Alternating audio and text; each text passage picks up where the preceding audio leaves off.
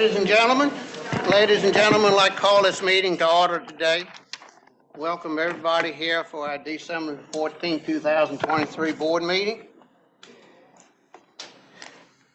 Our first item on the agenda today is the invocation.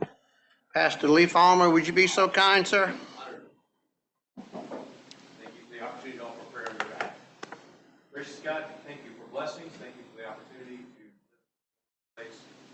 Thank you for our board of supervisors. We ask that you guide their thoughts and actions as they go through this meeting tonight. We also thank you for all of our employees in our county that serve our community so well. Help us to remember during this time of year, words peace and goodwill are not just words, but things we should put into our practice every day. In your name I pray. Amen. Amen. Thank you. Let's all stand for the Pledge of Allegiance. Pledge allegiance to the flag of the United States of America and to the republic for which it stands, one nation, under God, indivisible, with liberty and justice for all.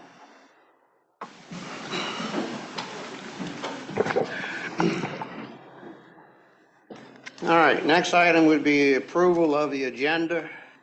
Do we have any additions or deletions to the agenda? Mr. Chairman, I do have two code sections that I need to add to the closed meeting. It's 2.2, 3711, A7 and 8, both dealing with consultation with legal counsel.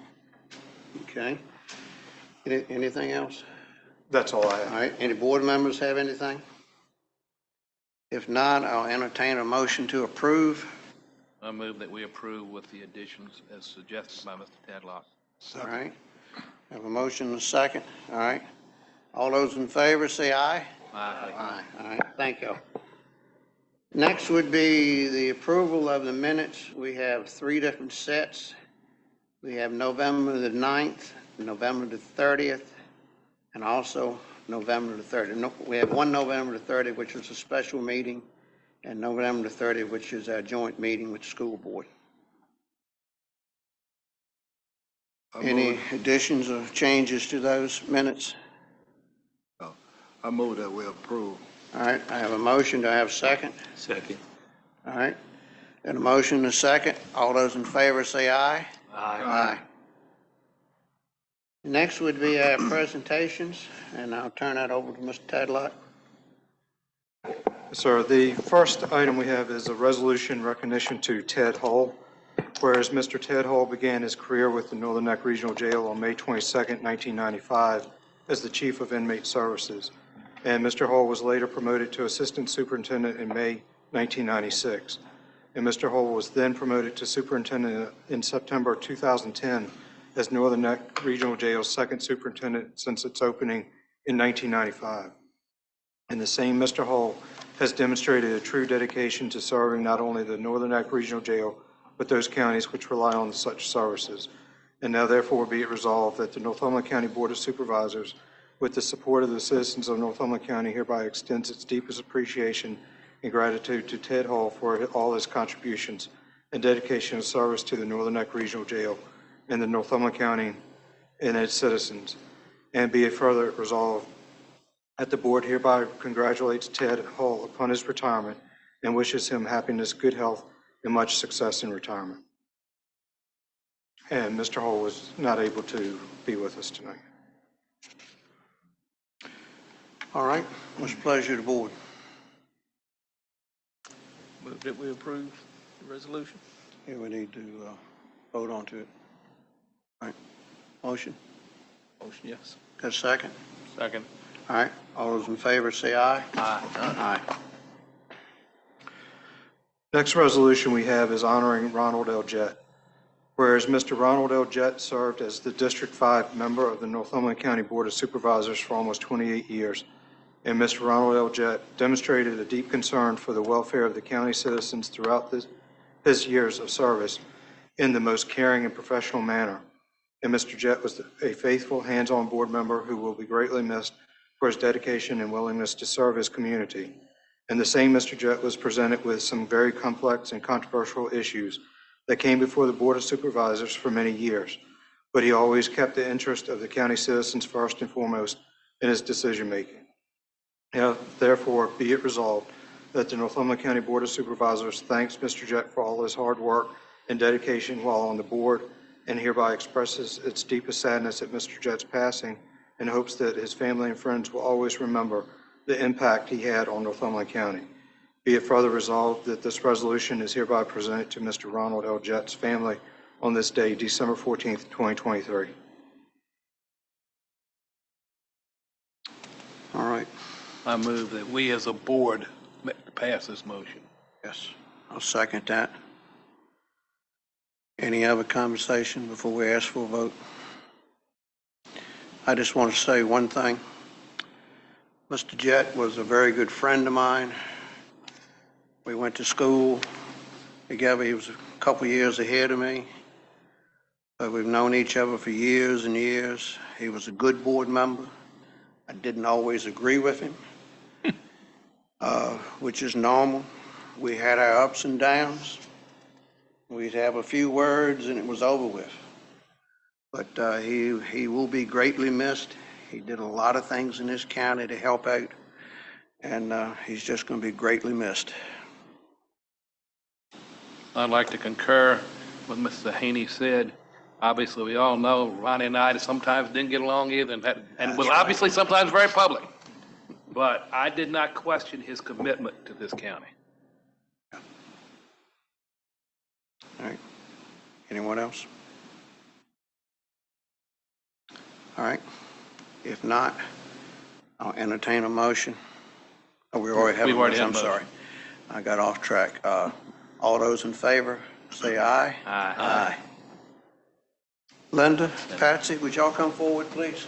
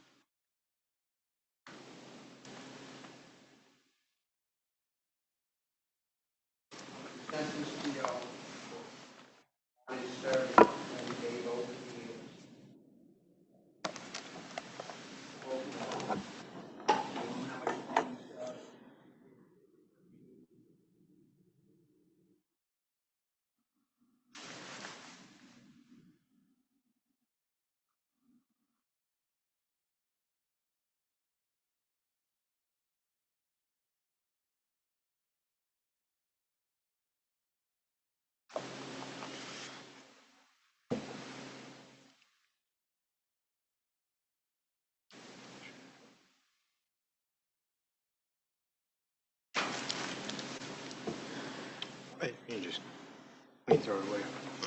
Mr. Haney, you do realize if Mr. Jett was here, he said that photo would have been a whole lot better if you weren't in it. He probably would have. He probably would have. Yeah, you're certainly right. I can't see anything until I get my glasses. He'd probably say the same thing about your glasses, too. Yeah, we had quite a few words on a lot of things, and I would put it right back to him. Yeah. Mr. Tadlock? That's all I have. All right. We have the next item would be the Greater Reedville Association Festive Hall Restoration Project. Anyone from that organization, Yep. please come up. They're here. Yeah, she's here. Good evening. Good evening. I'm Shauna McCraney. I'm the Executive Director of the Greater Reedville Association, trading as the Reedville Fishermen's Museum. Since I took that position on June 1st, the Festival Hall Committee has met faithfully for all 6 months, and we have done some great work. And tonight we'd like to share our presentation with you of the work we've done so far and the work yet to be done.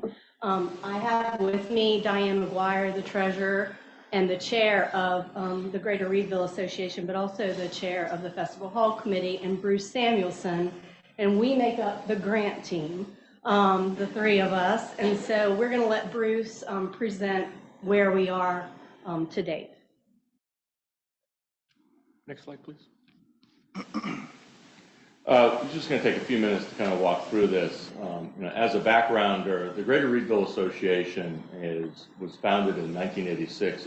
It oversees the museum, a number of other things. Festival Hall was donated to the association back in 2008. Since then, it's worked as a community center. Prior to that, it was a high school, and performed a number of other functions.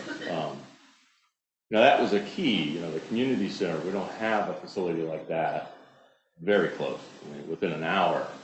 And in 2022, we had to stop using it for that. If you've been in the building, you might think the floor was safe, but you go underneath it, and you discover that all of the wooden structure is well past its life. So what we need to do is restore all of that substructure, and we're going to do a couple other things to bring back the community center as a center, but also do a few other things that are aligned with the economic development plans and, quite honestly, some of the grants that we want to go after. Next slide, please. So what we're trying to do with the project is bring back the community center and enable these three items that we've picked out in red here. First and foremost is using it as a community center: weddings, parties, receptions, fundraisers, dances. Having a high school prom an hour away is not something that I would support if my kids were still in high school, because I know how that driving works. The second thing we want to do in these last two bullets really work together is entrepreneurial activities. And how can we host people like myself, retired executives, who can help teach people who want to start their businesses? How can we host educational activities in a renovated commercial kitchen? There's a lot of food truck interest. There's a lot of interest in renting the kitchen by an hour. So small home businesses that are doing cooking, Department of Agriculture runs those kitchens at home, and it's quite intrusive. To use our kitchen would be a very attractive alternative for that and help just continue to boost those activities. All of this work is really focused on two things. One is creating new jobs, and second is trying to bring the knowledge and trying to bring exercise some of the points that are in the Northern Neck planning documents and the state planning documents, facilitate those activities through the hall. Next slide, please. So the project itself really centers around replacing all of the wood structure in the building, and this lower right picture is a snapshot of what we see underneath there. About 60 to 70% of the wood structure is rotten, well past this point. So what has to happen is this flooring has to be removed, the joists have to be removed, the wooden girders, the picture there, have to be removed, and new timbers put back in place, new subflooring put in, and a new floor top put on top. That's part one. We're going to upgrade the kitchen to what we call a commercial kitchen. The number shown here is what we call the baseline kitchen. There's a specific grant I'll talk about in a minute that, if we get that state grant, will give us a much more robust teaching commercial kitchen and allow us to really allow local chefs who want to teach other young men and women interested in learning how to work in that service trade to actually be a chef, to be a sous chef, and then support. The last count I had was 102 restaurants within a 45-minute radius of this location, all of whom are asking for staff. One of the things we need for our grants are letters of support, and that restaurant community has been outstanding. The letters we have, when you read through those, and the demand function that's there for wait staff, for kitchen staff, for management and front desk staff, is incredible. We obviously want to work on drainage, landscaping, and encapsulation. We want to eliminate the root cause for all of these problems, which is moisture and crawl space. And we need to do some interior updating just to make the facility usable for the receptions, the weddings, the proms, you name it. The overall budget of about $750,000 can be daunting. Unfortunately, to tear the building down is about the same amount of money, so we got to fix it. Next slide, please. But our solution to this, and this is why we're so actively involved in the grant committee, is how do we leverage private, state, and federal grants to bring money to us. And so we have already, the Cook family, Omega, have given us a $250,000 gift, but there's a contingency on it. We have to match that. So we match it with funds that we've raised. I think we're about $35,000 so far through the small activities we've taken to date. We've been invited to apply for a federal grant known as Southeast Crescent. That could be a $350,000 construction grant. We are targeting a grant in the state called Go Virginia. That's a very specific grant that will build out the kitchen. So you can get a sense from this landscape that we've mapped out which grants we want to target to leverage the matching funds and to allow us to go after it. We've obviously are also looking for community donations, and we've got our thermometer up or putting it up so that we can really start that plan. The overall scheme here is to not only service the $750,000, we have other plans that we haven't talked about to really renovate that part of Main Street and really make it a cornerstone of the community. Next slide, please. So I would be remiss if I didn't have an ask as the spokesman for the committee. So the ask is we're allowed to document any type of in-kind support. We have a lot of that already. Our time as retired engineers and project manager, EDA, the engineering house that we're using has given us all their work as in-kind. But any support we could get out of the county, permitting fees, all of that documented is considered a contribution that I can then get a match from the state and federal and private organization. But we're asking that you consider putting in a $10,000 line item in next year's budget or the pending budget. That automatically matches to 20 because of the matching funds we already have in hand. We, the Greater Reedville Association, have not asked for money up till now, but because of the cornerstone role that this community plays, this community center plays, and I think the economic impact it can have through the items I just talked about, it's time for us to ask. And with next year being the 150th, we'd love to get that building up and running to support the 150th. So thank you very much. If you have any questions. All right, any board members have any questions? No questions? All right, no questions at this time. All right, thank you for your time. Thank you for your presentation. Very nice. All right, next item would be Ellen Kirby.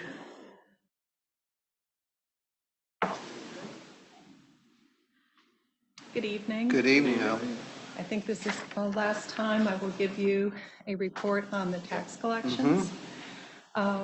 We sent out over 16,000 personal property bills and 14,000 real estate bills in October.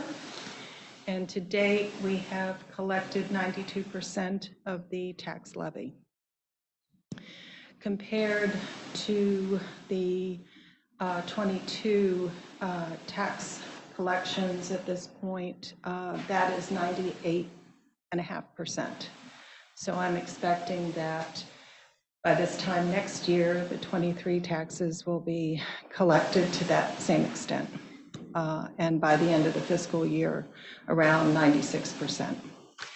If you compare the this year's tax collection at this point to what it was in 22 at this point, we are behind about 1%.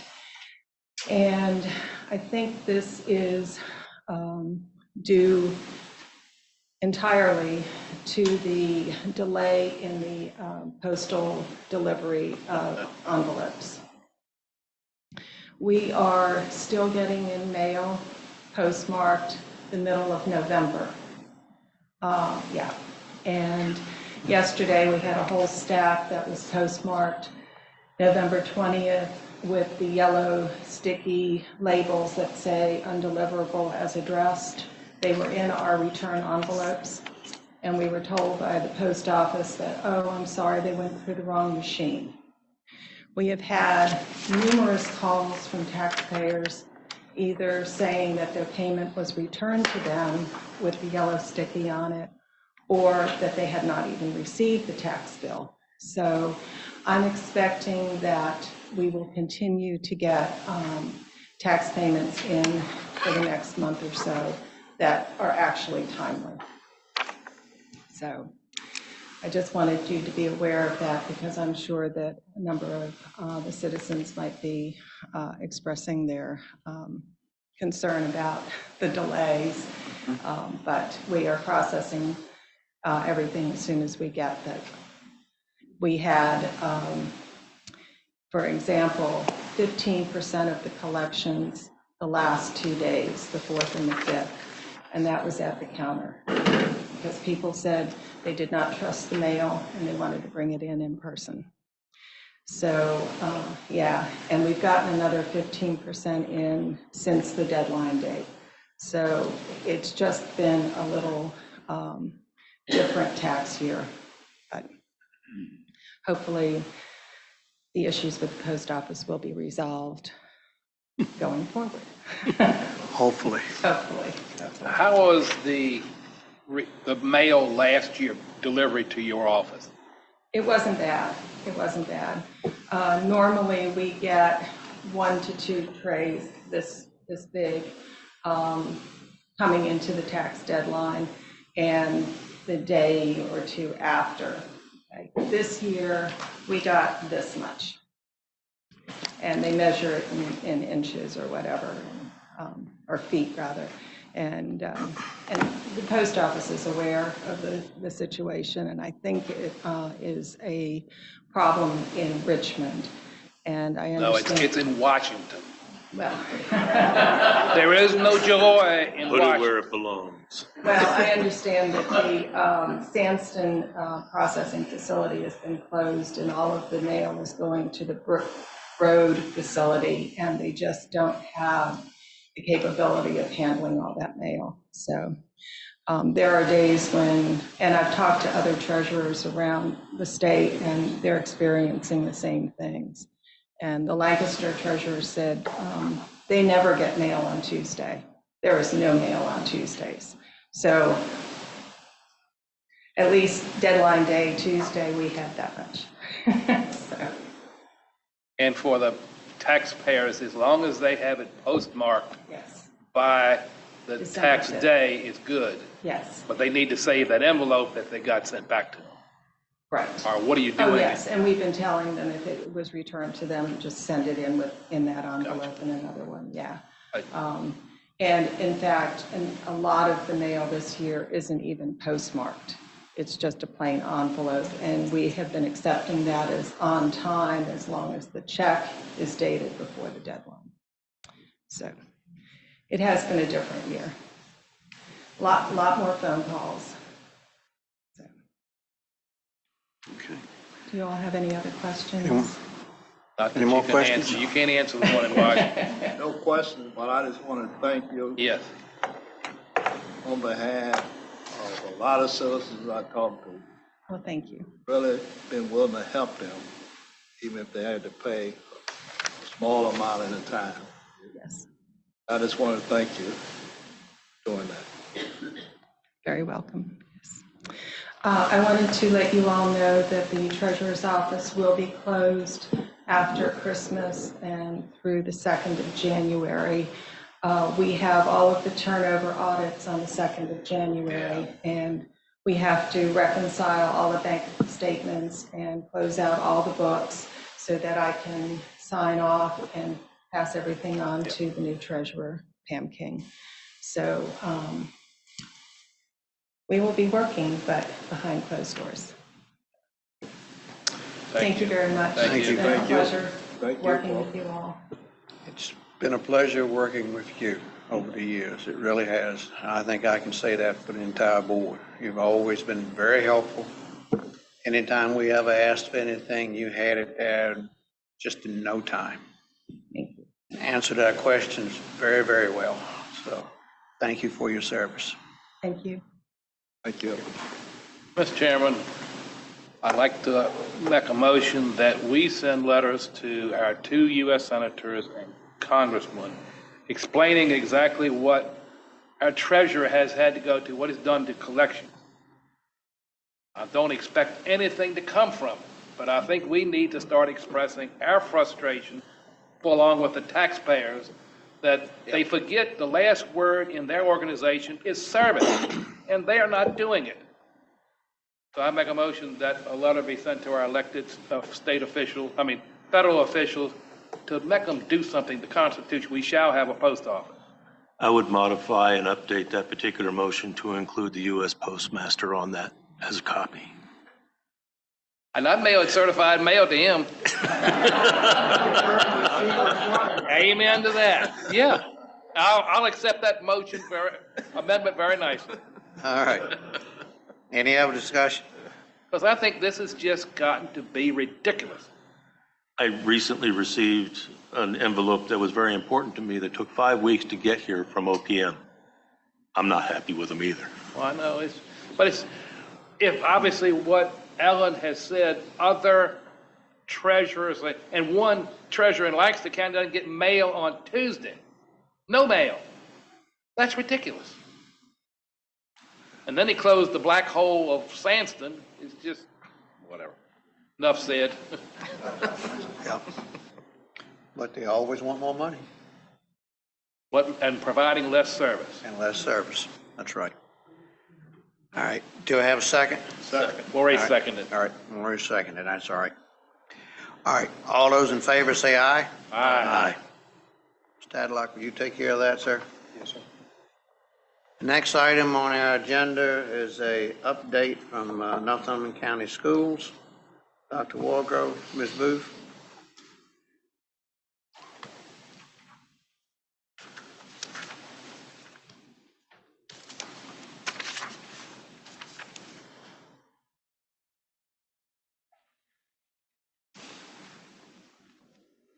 Good evening, Mr. Chairman. Good and evening. Supervisors. This evening, we have a couple of school updates, and then we'll have a finance report, and we also have our Director of School Nutrition, Mrs. Sonny Hamlet, here. I believe Mr. Tomlin helped with passing the updates out, so thank you to Mr. Tomlin. Last week, we announced our Teachers of the Year in each building. At the high school, the Teacher of the Year is Mrs. Caitlin Oram, and she teaches science. At the middle school, they nominated their school counselor, Tiffany Brombold. And at the elementary school, the Teacher of the Year is Mrs. Amy Seville. And the Teachers of the Year, it's a program that is supported by the Virginia Department of Education. And we will ultimately select a Division Teacher of the Year, and then the Division Teacher of the Year competes across the Commonwealth to see if they can become the State Teacher of the Year. So we're very proud of our teachers, and if you see them, please congratulate them on this accomplishment and a job well done. Other announcements, this past week on Wednesday, we had the Chesapeake Bay Governor's School Information Night. That was a success. And we're also wrapping up all of our SOL Standards of Learning testing for the first semester before Christmas. This is the first year that we're able to do that, and it's worked very well, and that's because of our earlier start date as far as the first day of school goes. So the semester 2 will start immediately after winter break. At this time, I am going to invite Director of Finance, Ms. Booth, for her report. Dr. Wargrove, before you go, your last day of school before Christmas vacation? Yes, sir. It's Tuesday, December 19th. 19th? It's a half day. It's an early dismissal at noon. All right, and you'll come back on the 2nd. The children come back on January the 4th, and then January the 3rd is a work day Okay, for teachers. all right. Thank you, ma'am. You're welcome.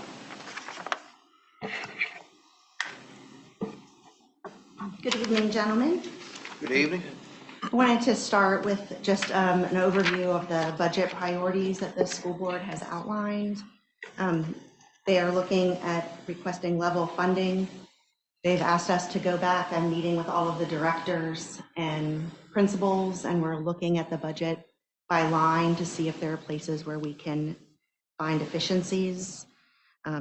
So they would like to be able to include raises for staff within the current budget. They would like for us to evaluate the paraprofessional salary scale, to review class size, to try and cover health insurance increases, to look at funding 3 security officers, it's 1 per school, and to purchase the secured ID badges. So we're working through all of that. Also, I believe Mr. Tadlock shared with you, we had 2 special appropriation requests this evening. One of them is called All-In Tutoring. It's from the state. It's $273,368. We had to fill out an application for that. It was approved. It covers 3 different things. It covers in-school tutoring, textbooks, and attendance incentives. Their suggested breakout of that is 70% for the tutoring, 20% for the textbook, and 10% for the attendance incentives. However, Virginia is also in the middle of something called Virginia Literacy Act that is requiring us to purchase all new textbooks and for language arts. So we thought we would give it a shot, and instead of doing the 70-20-10, we shot for 50-40-10 so that we would get more toward textbooks, and it was approved. So 40% of that would go directly toward textbooks for this new requirement, unfunded mandate from the state, or slightly funded. So this evening, we're asking for you to appropriate that $273,368 in instruction.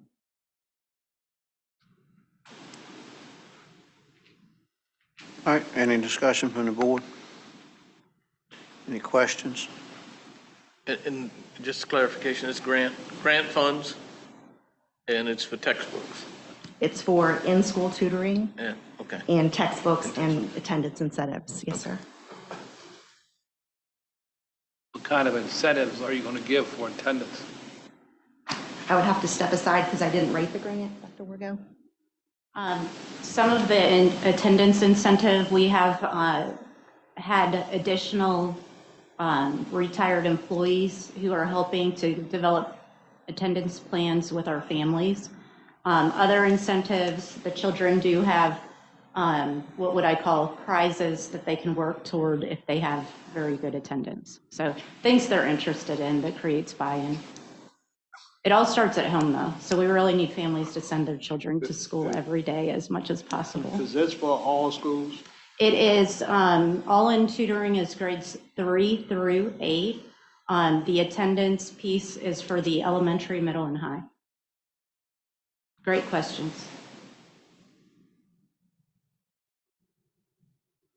All right, any other questions? No. All right, what's the pleasure of the board?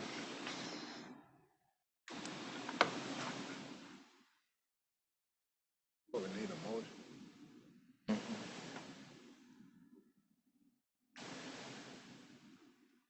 I'm encouraged by the notion that there's retired people that are going to be stepping up to help provide the tutoring. Can't hear you. Can you hear me now? Yeah, speak up a little bit, please. It seems positive thing to me that retired people are stepping up to help with the tutoring. And I think we need to kind of support that. Second. I second you. All right, so I have a motion and a second. Right. Okay. Any other discussion? I don't have a problem with it. Obviously, it's tax dollars, but not local tax dollars. Yeah. But I do have a little qualm, I'm not going to vote against it from that, but paying kids to go to school. They're required by law to go to school. And in my former job as a probation officer, they didn't go to school, they got an incentive. Come to court, and if you didn't, you get a little detention there. But I know that today and age, you got to bribe them to do everything. That's so. right. It's not like it used to be. No, I'm old school, literally and figuratively and pun intended. All right, any other comments? If not, all those in favor say aye. Aye. All those against? All right, the motion passes. Thank you, gentlemen. We asked Ms. Hamlet to come and discuss the second special appropriation with you this evening. Good evening. evening. I'm here tonight because we need to have a special appropriation for our school nutrition funds. The amount, as you can see, it's quite a large amount. What helped with that were grants that we had gotten, and I also had written an equipment grant and ended up getting the money from, of course, these are all federal funds that we're talking about. We are, as school nutrition, we are allowed to roll over 3 months worth of expenses for the months that we are not working, or if you take in consideration that we're not feeding children during our winter for the 2 weeks and then spring break. There's a lot of times where we're not feeding the children. So we are allowed to, our 3 months would be considered $243,792. Another thing too, with the amount of money is that we were helped because the cost, our food, when we did our food bids, the amount of that our food had gone up was probably anywhere from 3 to 5%, and that is over all of our foods. That's just not talking about like just our meats. Our meats went up a lot more than that. So, and we had last year, there was never, we were told that school nutrition had gone over our funds by $180,000. We had not, because those funds had never been appropriated from the year before. So this amount is kind of rolling everything together. But we also are getting new equipment for our elementary school in the kitchen because of the age. And some of the parts, it's just not, we either can't get the parts or the amount of money it would cost for us to do it it's better to just buy new and know that we're going to have it for another, let's say 20 years or 25 years. So, any other questions? All right, any board members have any questions? I have one. What's the life expectancy of the equipment that you currently have, and how old is it today? I'm trying to think. Some like the pass-throughs that we're getting ready to get. Those were actually at the elementary school, the original. So I'm trying to think of how old is the elementary school now? 1996. 26? Is it? Yeah. So for us to have to replace it now really isn't that bad, considering how much they're used. And I would think what we're getting now, maybe 20. But as long as everything is as long as things are maintained, I think that we'll get the years out of it. But there are other things, they just don't make things like they used to. But at the same time, they also don't make all the parts for the older items either. So, and there's a reason for that, we all know. I believe you better cut your expected life out to 12 to 15 with the way things are today. And be thankful if you get anything past 15. Yeah. I agree. I agree. My question is, based upon the information, is you overspent. That's not going to change if funds were not appropriated to it. If you spent $500,000 and you only had appropriated $400,000, you overspent by $100,000. So if it wasn't appropriated to you earlier, you may have overspent, but the appropriating back is a different scenario. Well, the way that we receive our funds, though, we put in, like, I put a reimbursement, like, we'll feed the children this month, and then, like, say the second week of January, I put in for our money. Right. So it kind of works like that. So we don't know until the very end of the year when I send in my financial to the state exactly how much we're going to have. And when we do have a rollover, that's when that money at that point needs to be appropriated into the next school year. And just to let you know too, I will be, I spoke with somebody at the state today, and we have 6 months in our account right now to we need to get that to 3 months. So that's why I put the capital outlay and the food costs and things. But if you take out that 243,000, I do have quite a bit to still spend. But they're going to be sending a letter out telling me how long I have and what exactly I can spend it on.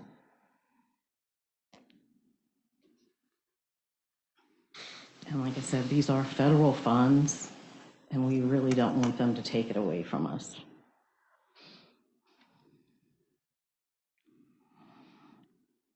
What types of food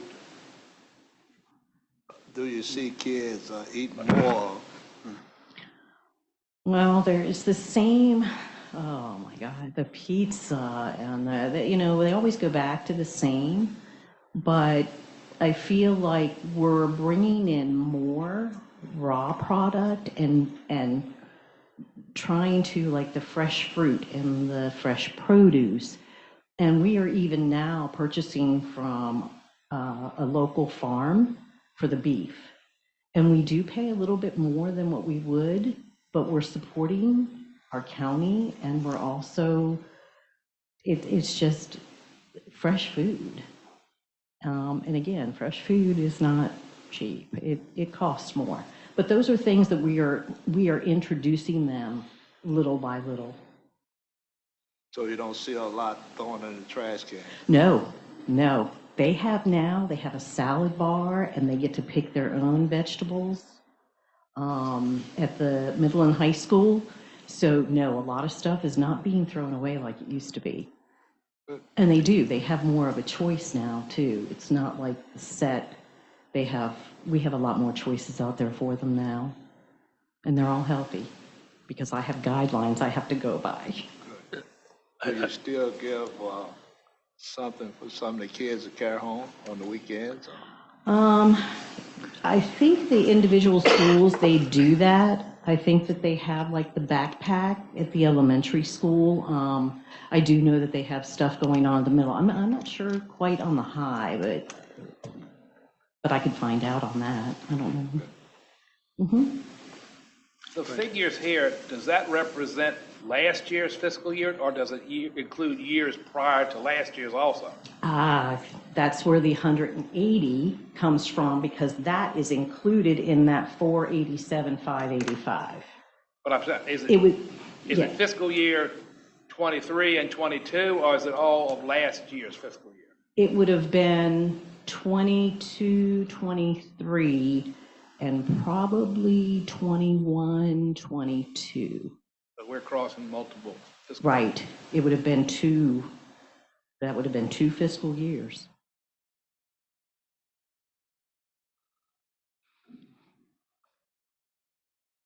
But you don't know how much time you have to have it spent by. No, I was told today that we'll probably get that letter because we're not the only county. There are quite a few. Looking at a list, because I was able to see a list from the prior year, and a lot of the counties have extra like that. But they just said they'd send the letters out. We'll get them after the first of the year, and then they'll tell us, when we'll have to use it by. And chances are we're going to have to use it before the end of this year. End of this school year. Yes, this fiscal year. Not calendar year, but fiscal year. Got to make sure of my years. Yeah. And then a federal year. All right, on your equipment that you want to purchase, have you checked on how much lead time it's going to be? Yes. And it's, I have to go by procurement, because with the state, we also have procurement policy, because we are dealing with federal money. So some of it hasn't been too bad. I'm waiting on a piece now that it could be another month, maybe. It's not as bad as what it used to be. When we first got off of COVID, wanting anything took a while. But now it's not so bad. It's only, I don't know, maybe a month or two. Yeah, that's still like a little while, but Right. Looks like equipment should be a little bit more readily available than that. Well, I think it's getting people, trying to get people to work.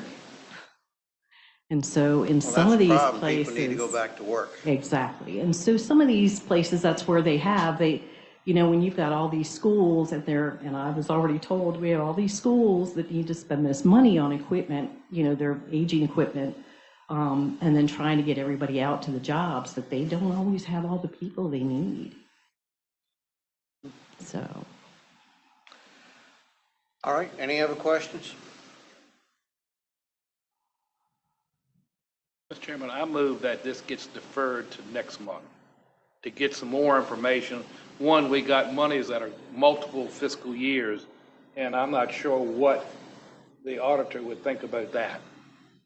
I don't want to pass the buck, but I want to make sure that we're legitimate here in that regard. Because we all know going across fiscal years, the auditor always kind of questions there. So. Yeah, that's right. It's going to be some questions brought up. Yeah. So I move that we continue this, kick the bucket, so to speak. Don't like doing it, but I think it's appropriate under the circumstances. All right, you got a second to that. Any other discussion? I disagree on that. Totally. If it's needed. Speak up a little bit, Mr. Long, so we can hear you. I disagree totally. If we need it, we need to go ahead and pass while she can move forward and inspect it. So that's my position. I don't believe I don't believe in the land. Something is needed. And she's more aware what we need than all of us, This is something that's needed for the kids. I'm not voting against it. So that's where I stand. All right. Any other comments? If not, all those in favor say aye. Aye. Aye. All those against? Hey. All right, motion passes. Thank you. Thank y'all, ladies. Thank you. Thank y'all for coming. Y'all have a Merry Christmas now. Merry Christmas.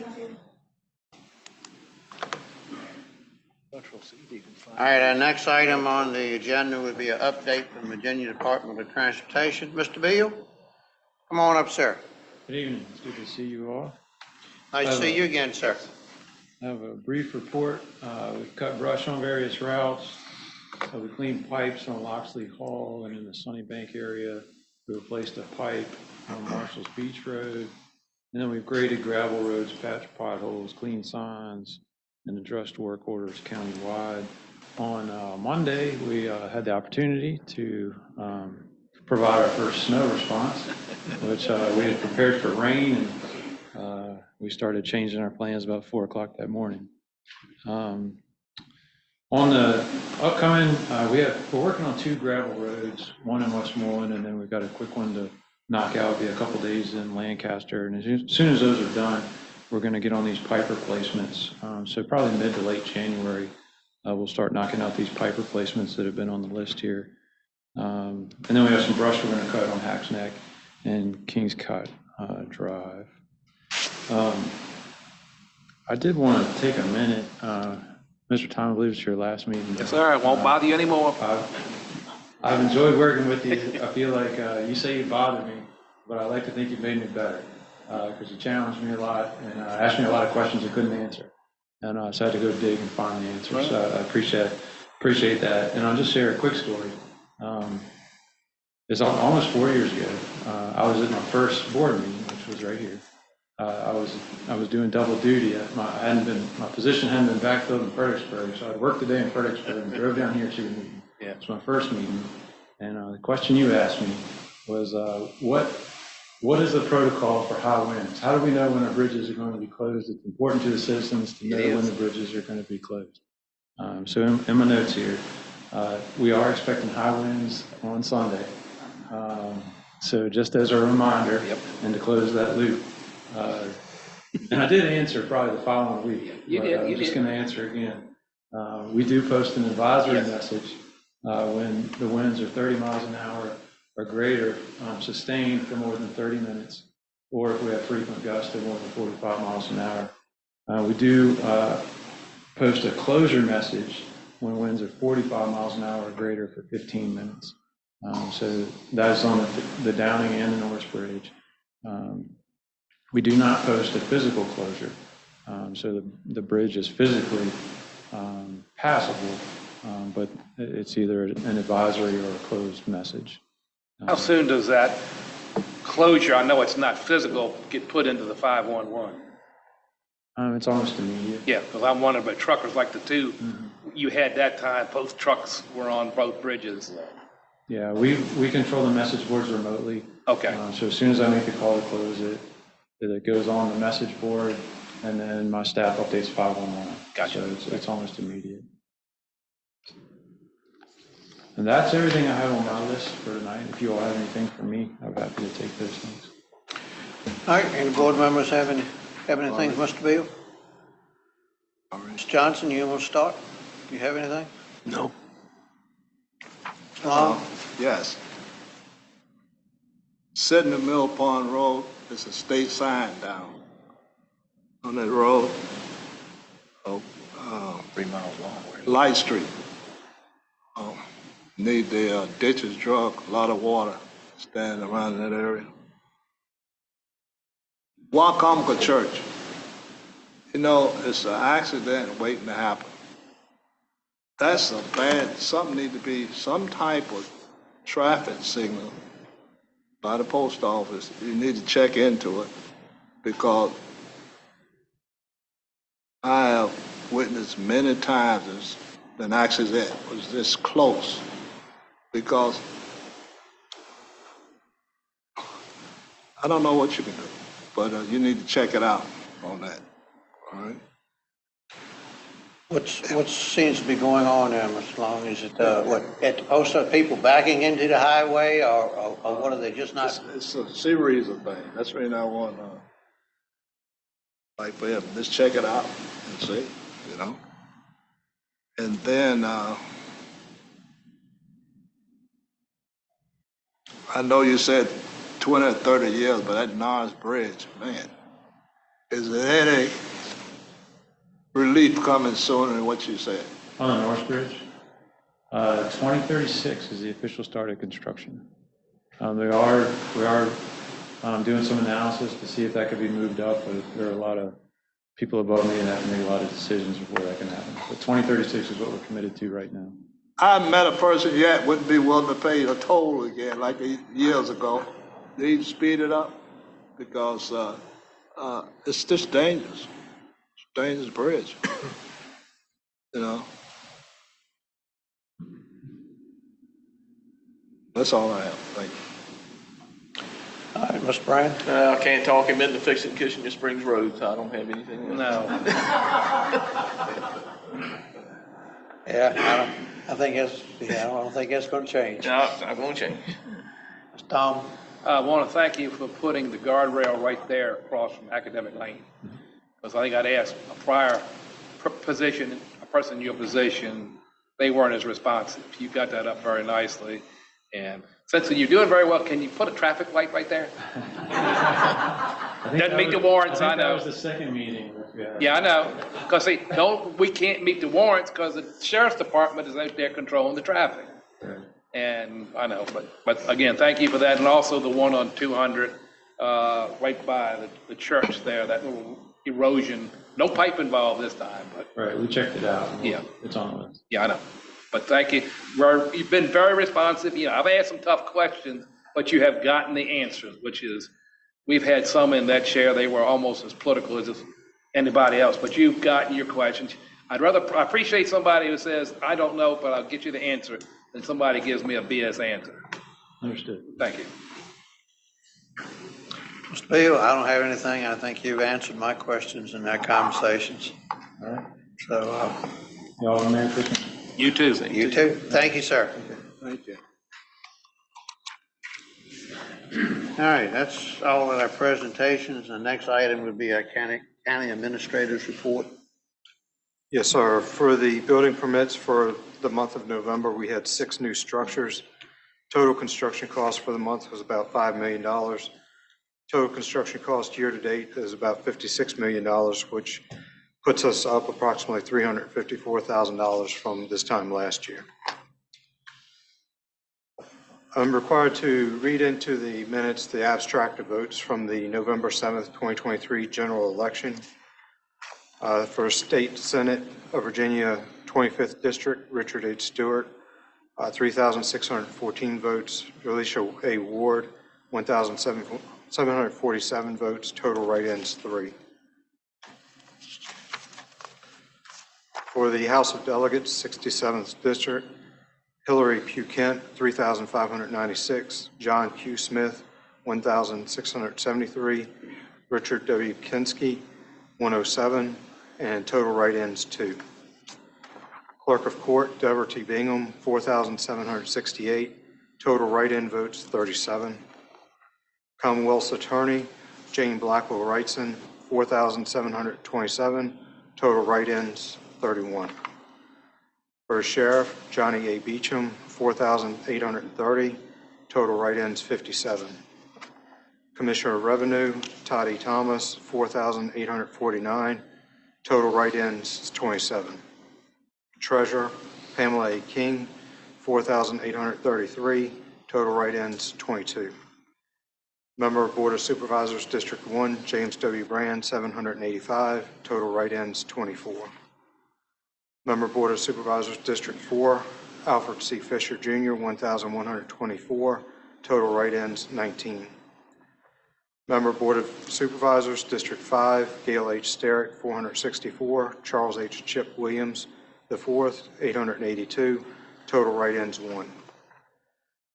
Member School Board District 1, Dana D. Obier, 769. Total write-ins, 29. Member School Board District 4, Betty B. Christopher, 781. John Armatides, 405. Total write-ins, 3. Member School Board District 5, David Curran, 1,175. Total write-ins, 15. Soil and Water Conservation District, Robert E. Pickett, 2,719. Robert G. Van Landingham, 3,603. Total write-ins, 52. That's all I have on the abstract of votes. Next item I have is the reappointment of Henry Lane Hull to the Northern Neck Planning District Commission. He is willing to serve again. It's a 4-year term, and his term expires the end of this month. Mr. Chairman, I move we reappoint Henry Lane Hall to the Northern Neck Planning District Commission. Second. All right, got a motion and a second. Got any other discussion? If not, all those in favor say aye. Aye. I have several supplemental appropriations for you this evening. The first one is to line item 3102, 3012, in the amount of $5,505.31 for a VACORT reimbursement. All right. I move we approve it. Second. I got a motion and a second. Any other discussion? If not, all those in favor say aye. Aye. Next one is to 3501-7003 in the amount of $1,329 for the animal shelter. Move we approve it. All right. Second. All right, got a motion and a second. Any other discussion? Not, all those in favor say aye. Aye. Next one is to 3102-5409 in the amount of $2,959.33. Move we approve it. Second. All right, motion second. Any other discussion? If not, all those in favor say aye. Aye. Next one is to 3102-5203 in the amount of $2,153 for cell phones. Move we approve it. Second. All right, motion second. Any other discussion? Not, all those in favor say aye. Aye. Aye. Next one is 3102-1006 in the amount of $315 for the ball games with the sheriff's office. Move we approve it. Second. Motion second. Any other discussion? If not, all those in favor say aye. Aye. Next one is to 1401-7001 in the amount of $2,050.90 for IT equipment damage during a lightning strike. I move we approve it. Second. All right, any other discussion? If not, all those in favor say aye. Aye. All right, next item I have is during the Callio Business District Revitalization Project, which was through DHCD, the board offered $25,000 in county funds to cover sewer connection fees in the project area. And that was done in order to make the grant application to DHCD more competitive. No one took advantage of that opportunity, and the money is still budgeted for that particular project. And we would still need to use that money towards the Callio area, since that was what it was originally intended for.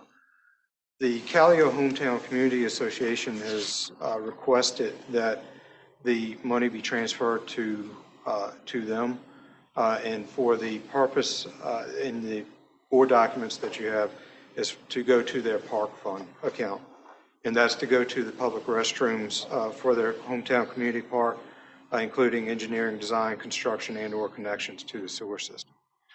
What we would need, if the board wishes to do so, we would need the board to change the course of those funds to go to the Callio Hometown Community Association. And if we do that, what I would ask the board to do is ask that the Callio Hometown Community Association, if those funds are provided up front, just provide documentations like we do for other 501c3s, provide documentations of those funds being utilized in that fashion. All right, what's the pleasure of the board, or what kind of discussion you want to have?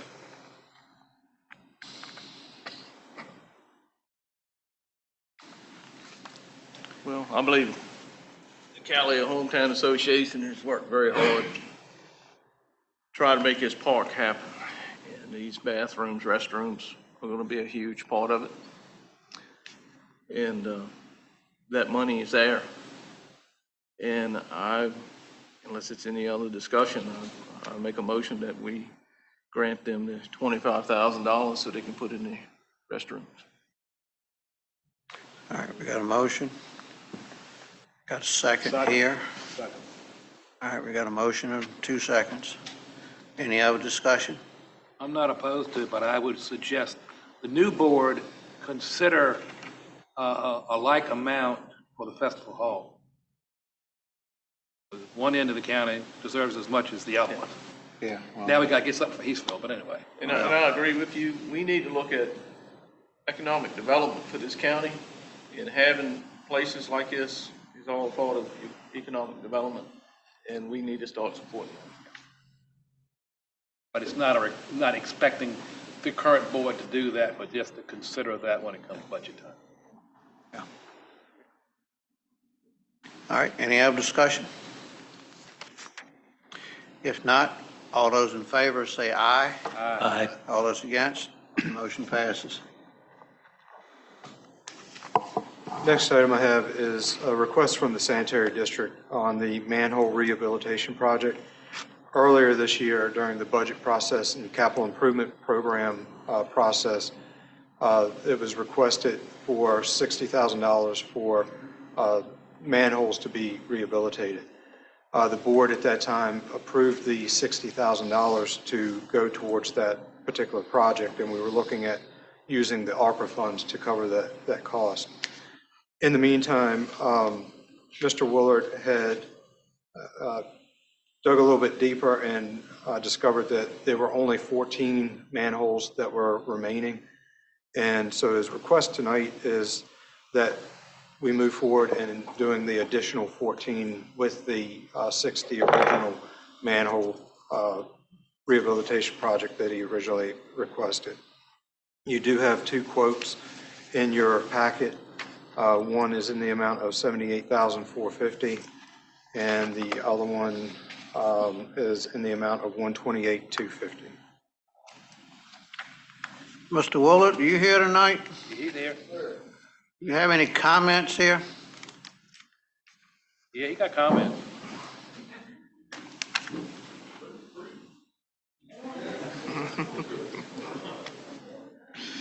How you doing?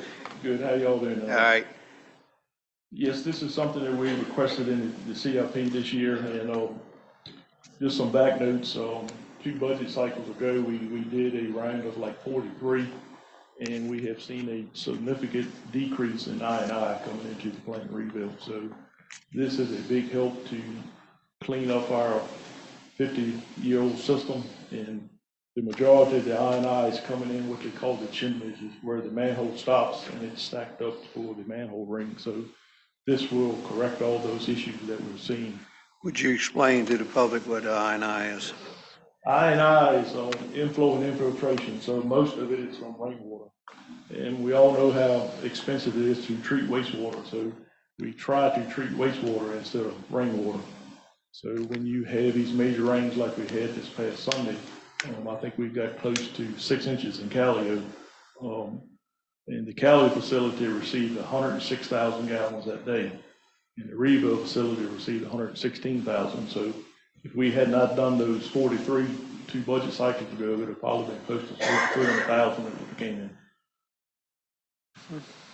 But this will knock out every other manhole we have in the whole system down there. What's the difference in bids besides price? Do you think the low bidder can perform? The lower bidder did the 43 for us 2 years ago. He's familiar with what he's done before, and I think the other outfit has kind of shot himself in the foot with what they put it there. That's a lot of money difference. It is, it's a lot of money difference into it. They'd have to be really doing something 100% better. Exactly. Well, the other one has done the work before, done a good job. Yep. It's low bid, they've proven they've got the ability to perform, so. And I've already spoke with them, and they said that as far as they knew that it can come in first of the year and start. Weather permitting. Weather permitting. All right. Any board members have any comments, questions? It was going to be funded by ARPA funds, correct? That's correct. And we have the additional funds remaining to be able to do this. We do. We have several projects that we have been looking at, but we have not been able to move forward on some of those. So we do have a time limit on those funds. So we feel like moving forward on things that are ready to move forward, we just go ahead and try to put the money towards those projects. All right, motion to approve PRISM at $78,470. You making the motion? Yeah, motion. I'll second it. All right, any other discussion on that? One is replacing a 50-year-old manhole. They don't owe us anything. And actually, they're costing us by not getting them replaced. Yeah. It's using federal tax dollars, but it's tax. But this will save money, and again, it's replacing stuff that's past whatever useful life it ever had to start with. And this is more than capital maintenance, it's capital redoing. You better be thankful we got 50 years of it. Yes, really. Yeah. All right, any other questions or comments from the other board members? If not, all those in favor say aye. Aye. All those against? Mr. Willett, you can go ahead and proceed. Thank you. I think I might just stand over there for the next one. Yeah, you've got the second one. Yeah, you got a second one too. Next one is a generator replacement for the Omega pump station. The board did approve up to $70,000 for the generator under the fiscal year 24 CIP program. And that cost, there are 2 estimates in your packet. One is in the amount of $60,360, and the second one is in the amount of $62,747. Now, one thing that Mr. Willard and I were discussing is that the one from Fidelity, the $60,360 one, does have a current estimated lead time of 45 to 50 weeks. The one from Paul Ryan has a 16-week lead time but is a little bit higher at $62,747. Not apples and apples. They're not apples to oranges comparisons. They're all over the place.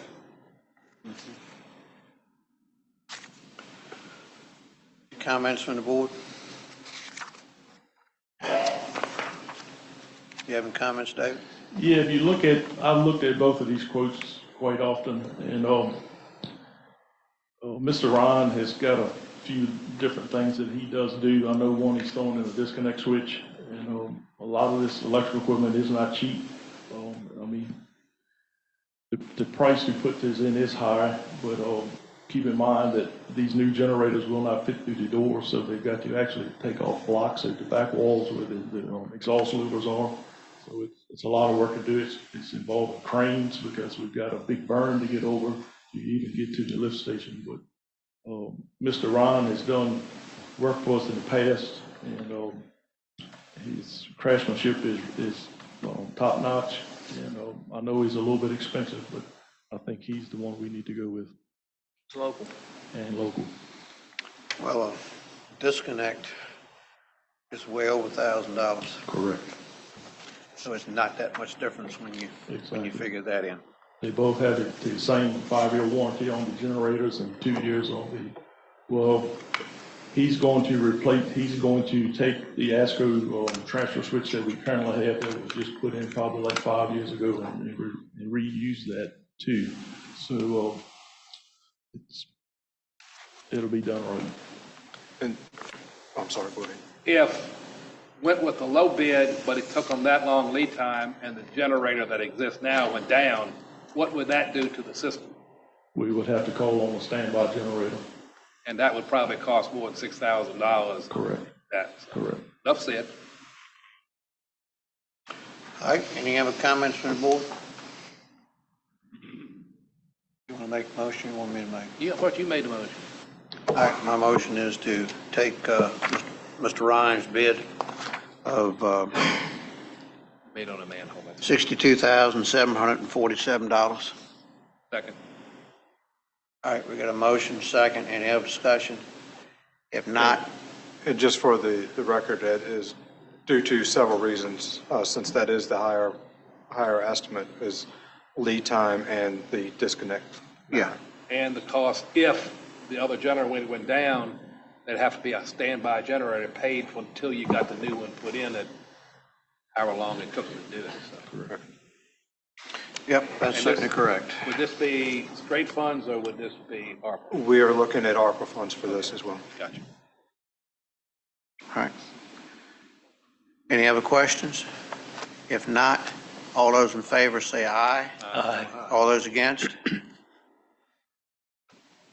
Go ahead. Thank you, Place sir. your order. Thank you.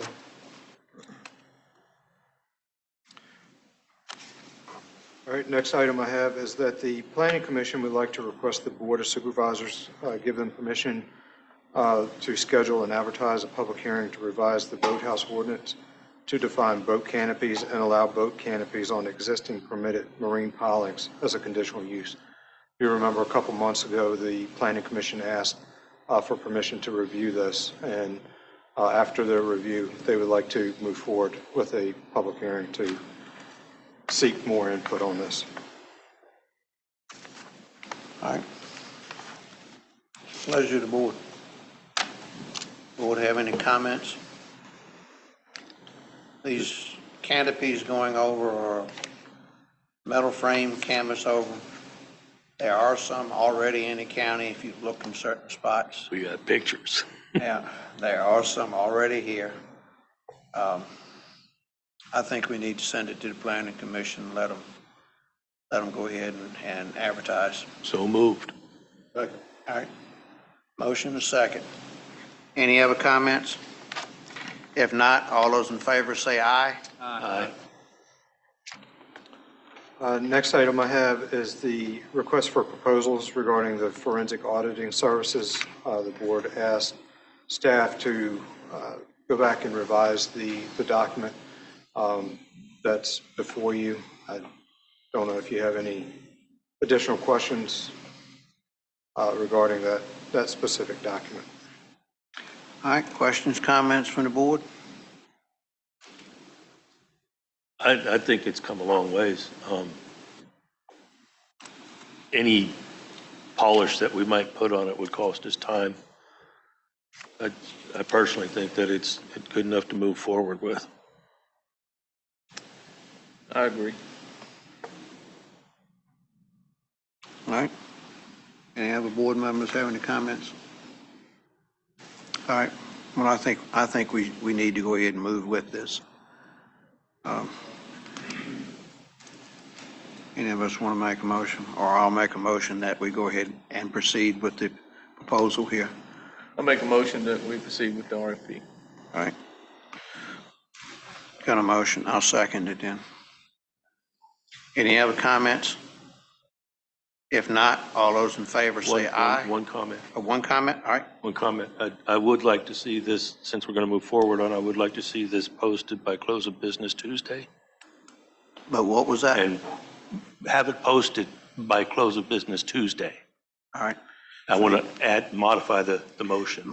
Amend the motion. Amend the motion to that. All right, effect. you, Mr. Brand? Yes, sir. All right, it's fine with me too. So we'll amend the motion to be posted by Tuesday. All right. Any other comments? If not, all those in favor say aye. Aye. All those against? Mr. Tadlock? All right. Just wanted to make the board aware of several grants. Chief Balderson has applied for a fiscal year 2024 Dominion Rep grant, and that is to help offset costs for the Code Red system and to also do community outreach. And that grant is in the amount of $2,800. Also, Chief Balderson is applying for the Local Emergency Management Performance Grant, and that's in the amount of, it's a $15,000 grant, but it's $7,500 with a $7,500 match. The match can be used, it's in kind, so you can use staff salary time to cover that match. Items that he was looking at trying to cover with that would be some of the vehicle charges for the new radio system, bank charger in the Emergency Operations Center for the portable radios, spare batteries for the Emergency Operations Center, and also some additional portable radios for the EOC. Since that is a match, if I could just get the board, I don't know that it's necessary, but if I could get the board to approve moving forward with that one. So moved. Second. All right, got a motion and a second. Any other discussion? If not, all those in favor say aye. Aye. All those against? Next item is, just wanted to make you aware that the sheriff did receive word that the DCJS grant, several months ago we had discussed that he did get awarded a grant in the amount of $262,000 for equipment. He's come back that additional funding has been granted in the amount of $26,000 additional dollars. So the total grant award is going to be $288,000. I don't need any action on that particular grant right now. That's a reimbursable grant. So, and the last item I have is just going to check with the board. The judicial system state is closing the courts on Tuesday, December 26th, and Tuesday, January 2nd. It's not state closure, it's just the courts. So I wasn't sure if the board wanted to, in other words, this building would be closed, but the admin buildings would remain open unless the board chooses to follow the judicial system. But It was 12/26 and it's Tuesday is the day after Christmas and the day after New Year's. all right, what's pleasure, board? We haven't given that in the past, have we? Not typically. No. No, the Supreme Court always gives additional days over and above what the state calendar does. All right. I move that we give those days. Second. Got a motion and a second. Any other discussion? I'm not in favor of it. I mean, we follow what the state holiday schedule is. The courts have always given additional time for that. And I understand staff, and I'm not trying to be a bah humbug Grinch from my last meeting, so to speak, but we have not consistently done it. So I may be wrong, but I'm going to be consistently wrong. So our date again is the 26th and the 2nd. Is that correct, Mr. Tadlock? That's correct. All state offices open on the 26th and 2nd? That's right. They are. Yeah. And I can tell you, when I worked juvenile probation, this building will be closed, but my office will be open. Motion's on the floor. Yeah, we're having discussion right now, too. All right, any other discussion? If not, all those in favor say aye. Aye. All those against? Nay. All right, motion passes. Was that 4-1? 4-1. As usual.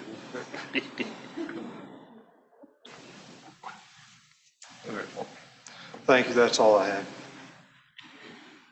All right, thank you, Mr. Tadlock. Next item on our agenda would be approval of a check register. Has everyone had a chance to review the check register? I move that we approve. All right, I have a motion to approve. Do I have a second? Second. Third. All right, got a motion and a second. Any other comments? If not, all those in favor say aye. Aye. Aye. All right. Next is board comments.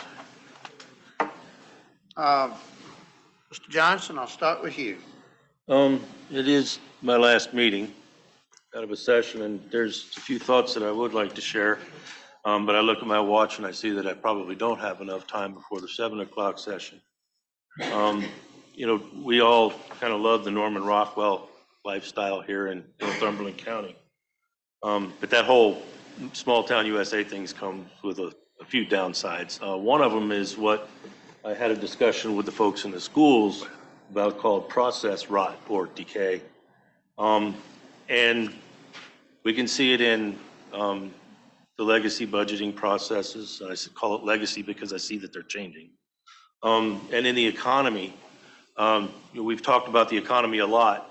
And one of the points there is that our workforce is shrinking. We lack the ability to attract businesses that offer career level path. So when folks are graduating from the high school, they either go to college somewhere else or they go somewhere else to follow a different career path.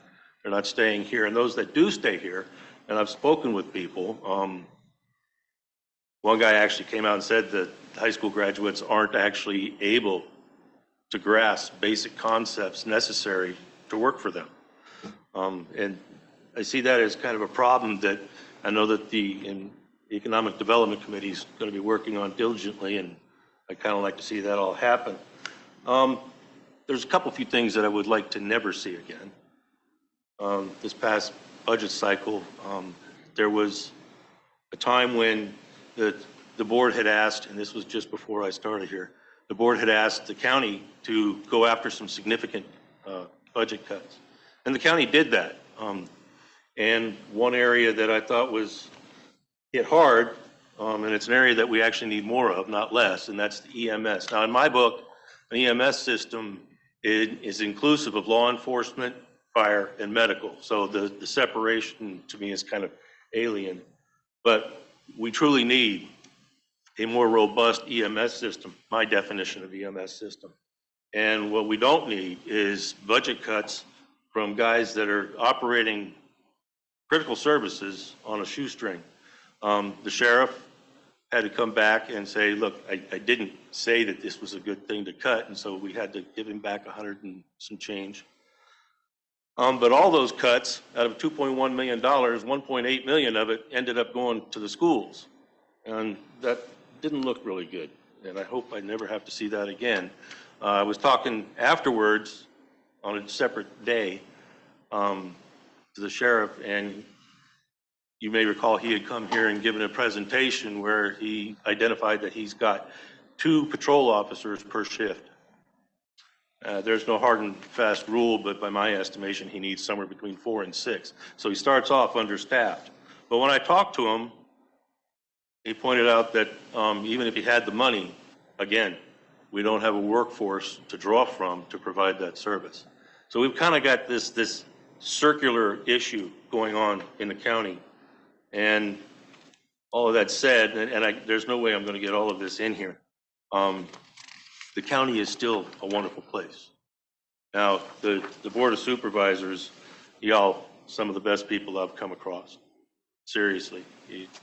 People, hard workers, people of conscience. And I hope that continues. I'd like to see the people participate a little bit more. When I look at the registrar's list of who's running at each election, there's not enough names in my book. But there's many things that need to be updated. We can no longer continue to do things the way we've always done it because it's not working anymore. But they're worth doing, and nothing worth doing ever came easy. But I can tell you, as I hand off the comfort of this chair to the new guy, Chip Williams, it's a fair statement to say I fully expect to be back in some manner or another. That's it for right now. I'm going to submit the full version to Morgan so that can be done as a matter of record. All right, thank you. Mr. Long? Yes, Stadlock, what's the update of the old school board office? In Lotsburg, we are still working on that. How close are you?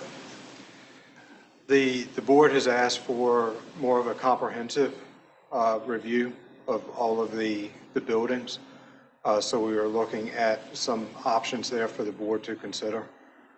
So that it looks at everything at one time. No, this is about every meeting I bring up, Lancaster County, population-wise, they're smaller than we are. But they're bringing in businesses.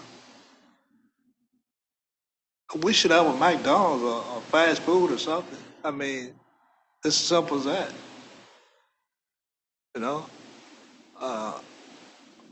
I'm sure some of these things we can get. We don't have a shoe store. We can go get shoes. These things, I know if they can get some of these things, we can too.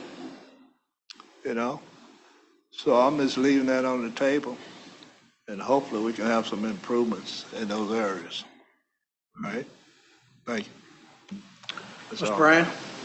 To lead off on what Mr. Long said, I'd like to see the Economic Development Committee, the Planning Commission, and the board have a joint meeting. Right. So we can have these discussions and see who we can reach out to. Right. And have answers to why or why not we can't have a McDonald's or what have you. But if we don't put forth an effort, we're not going to have anything. So that's what I would like to see. Matter of fact, I can put that in the form of a motion if it needs to be in a motion. I second. All right, I got a motion and a second. Any other discussion? Mr. Fisher's here tonight. He's chairman of the Planning Commission. Ms. Speaker, you're here tonight. You're chairman of Economic Development. That sound good to y'all? I'm ready. All right. All right. That sounds good. All right. That sounds good. We can all get together and set a date. All right. Any other discussion? If not, all those in favor say aye. Aye. Aye. I got three other things and I'll be quiet. Mr. Tadlock, the county has, since the COVID deal, has received COVID money, ARPA funds and all of that. I would like to see a spreadsheet put together on how the county used those funds. Basically, so the citizens can actually see how we spent those funds to better the county.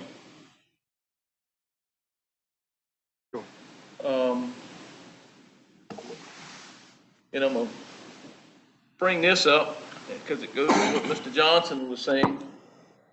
I like to be a little more proactive than reactive on things. And this is something that hit us in a few years, and it's, well, not a few years, it's here now. Our volunteers that we have here in the county, which is a part of the emergency services system, they go out and they sell Brunswick stew, they have shrimp and oyster roast to try to help offset what they don't get. But what the public don't really realize is a fire truck. I believe Fairfields is getting ready to take ownership of a new fire truck. What would normally cost $300,000, $400,000, $500,000, a fire truck is $1 million. An EMS unit is over $300,000. To have a new volunteer firefighter to come in and you give them their firefighting gear, it's $4,000 per person. This county still relies on the volunteer base, especially on the fire departments. And just like anything else, the pool of people that we try to get on the fire departments has dwindled. The younger group is not interested in it anymore.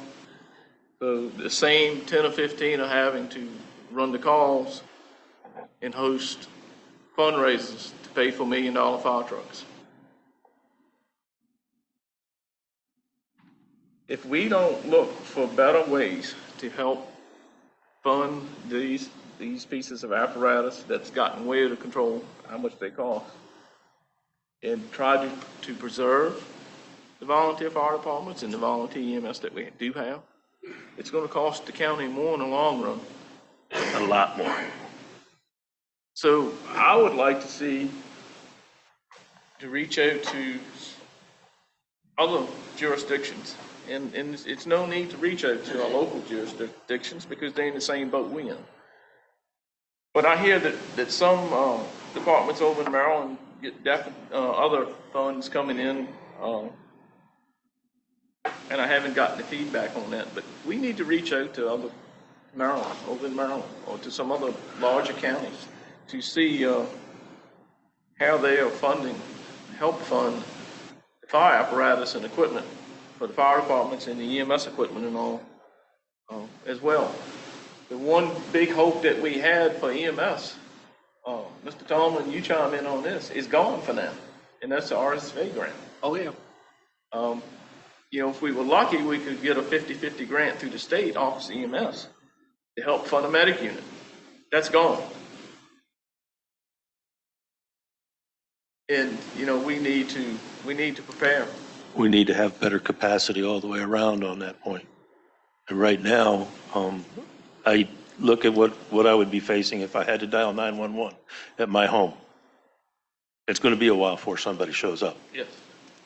Now, in a previous life, I used to be a paramedic, and in that community, it was mandated 2-minute response time. That's not going to happen here. So we've got a way to go, and with a community that's probably about 70% over the age of 65. And I'm looking at, I've been a member of Calio for many years, and we have some Calio members here tonight. We have 2 trucks in that building now that are 30 years old. We can't keep using them for another 30 years. But to replace them, we're looking at $1 million. We don't have it. And I don't know what volunteer fire department has that kind of money sitting around to pay for it out of pocket. And when you need it, there is no substitute. That's right. So we need to be a little more proactive and not have a situation where we're going to be reactive to it. To end this on a good note, the Christmas lighting was a success. Morgan, thank you. Right. It was a large attendance this year and a beautiful night for it. So I want to thank everyone that participated and everyone that come out to attend it. Thanks, That's all. Yep. Good job. I want to make one comment. We had over 150 people that day. Nice. It really was good. And the school choir Yes. was excellent. Yes. Really need to thank the school system Miss for Santa for Claus was allowing us. excellent. Santa Claus was excellent. It's almost like you all Miss read my Claus stuff. was excellent and all. Everyone did a wonderful job, and it took a lot of prep work to get that That's done. right. So thank everybody. That's all I got. Mr. Tomlin? For anybody who can't guess, this is my last scheduled meeting. Some people would say it's a bittersweet moment, but to me, it's a sweet moment. It's time to pass the baton to Mr. Fisher. 24 years here has been very interesting. I'm a student of politics. My undergraduate degree was political science. But I can tell you, being a student and being a participant on this side of the table is a whole different world. Obviously, in 24 years, things have changed politically. We didn't have as much contested political aspects. We had more collegial type stuff. Unfortunately, Washington has rolled into local government. And there is no joy, so to speak. Local government officials, whether it's town councils, board of supervisors, or school boards, are being, almost attacked, literally.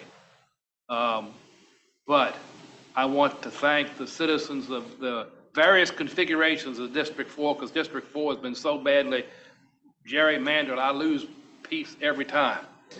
And this last time, I used to, a part of District 4 that had been in there ever since I started voted back in 1975, is now in Mr. Long's district. But I got started in politics from my father. He was secretary of the electoral board. And this was before the internet.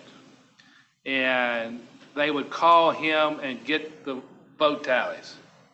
And I was a fourth grader. I would have those little tables like everybody would do, and I could come to school and tell everybody who won. They didn't care one iota, but I cared. That was the one night my father would let me stay up past quote-unquote normal time. So I've been involved in politics. I want to thank the various staff. I won't name them in one interest of time, but also make sure I don't forget anybody. Staff has obviously put up with some of my shenanigans, as we all know. I can be a royal pain in the derriere, but I have tried to do it for the betterment of the community. And I have served this community in many ways. My professional career was a probation officer with 30 years, mostly in this county. Obviously served on this board for 24, and like Mr. Brandt has mentioned, I'm EMS, and I don't know when to stop.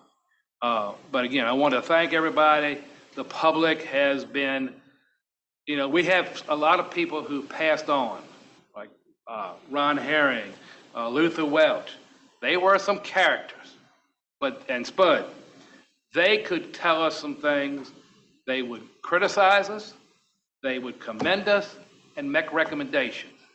Nowadays, it's almost this. But I also suggest and recommend, and I can't mandate it, but I think anybody who wants to serve in the General Assembly or Congress should sit at this table first. So they know, one, we're always looking at the people face to face. They also would learn what unfunded mandate means. We have things that they pass to us that we have to pass, meaning y'all get taxed to pay for somebody else. Oh, you see someone in Congress in Richmond, they're all in favor of education. If you don't know anything about school system, learn the composite index, and we're now wealthier than Fairfax and Lancaster. They're pegged out at 80%. So what that means is in Lancaster, they get at most 20 cents on the dollar for education, and they have to put up the other 80 cents. But there's no equity in that. And again, that only looks at real estate tax twice, sales tax, and adjusted gross income. They don't look at all the other taxes that years ago we couldn't even tax if we even wanted to. Meals tax, lodging taxes, admissions taxes. And places like Virginia Beach 20 years ago were getting $200 or $300 million, but that wasn't part of their local ability to pay. So we get penalized because of various things. But again, I want to thank the citizens for putting me in this chair. I asked for it. There was no question about that. But again, I also want to thank staff, all the staff here and all those staff who have served in the past. And again, thank you for the opportunity to serve and privilege to serve. Thank you, Mr. Tom.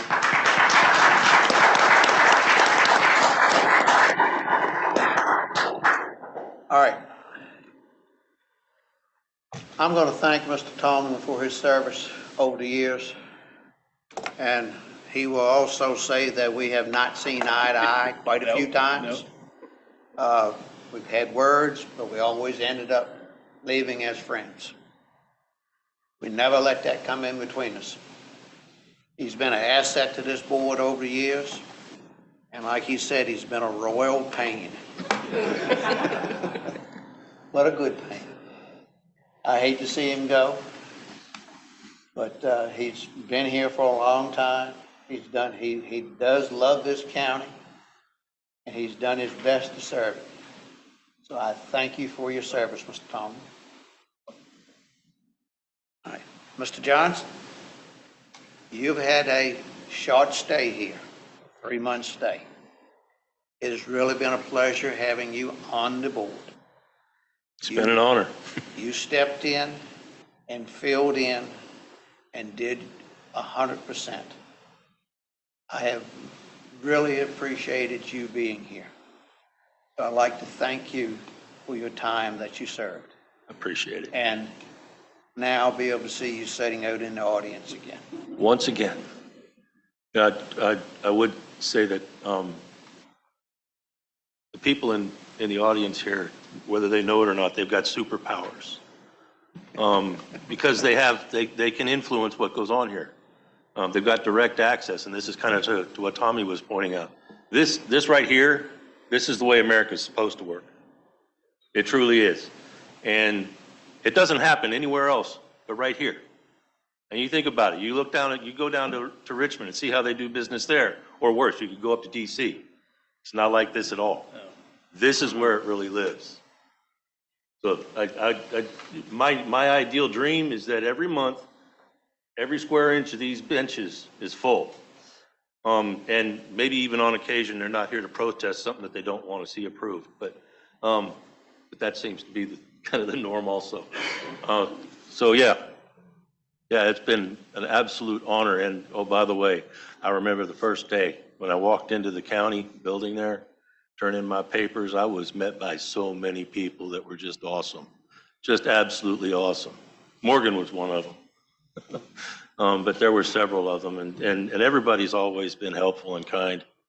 So yeah, it's been great. All right. Thank both of y'all again.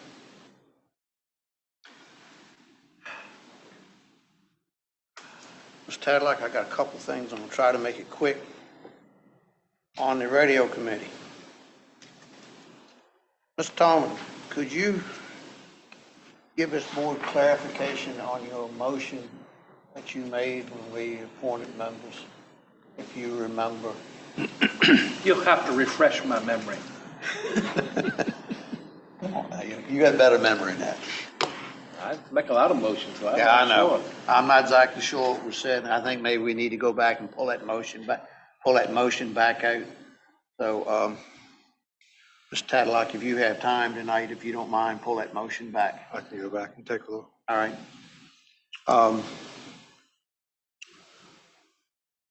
Old Sheriff's Office, we need to make a move on that. We got to decide something on that. I know all of us have been over and looked, but first of the year is coming, and we do need to start making some decisions. Also need to make some decisions on accounting software. I know you've been looking at software. I don't know how far you've gotten onto it, but we do need to make some decisions on that.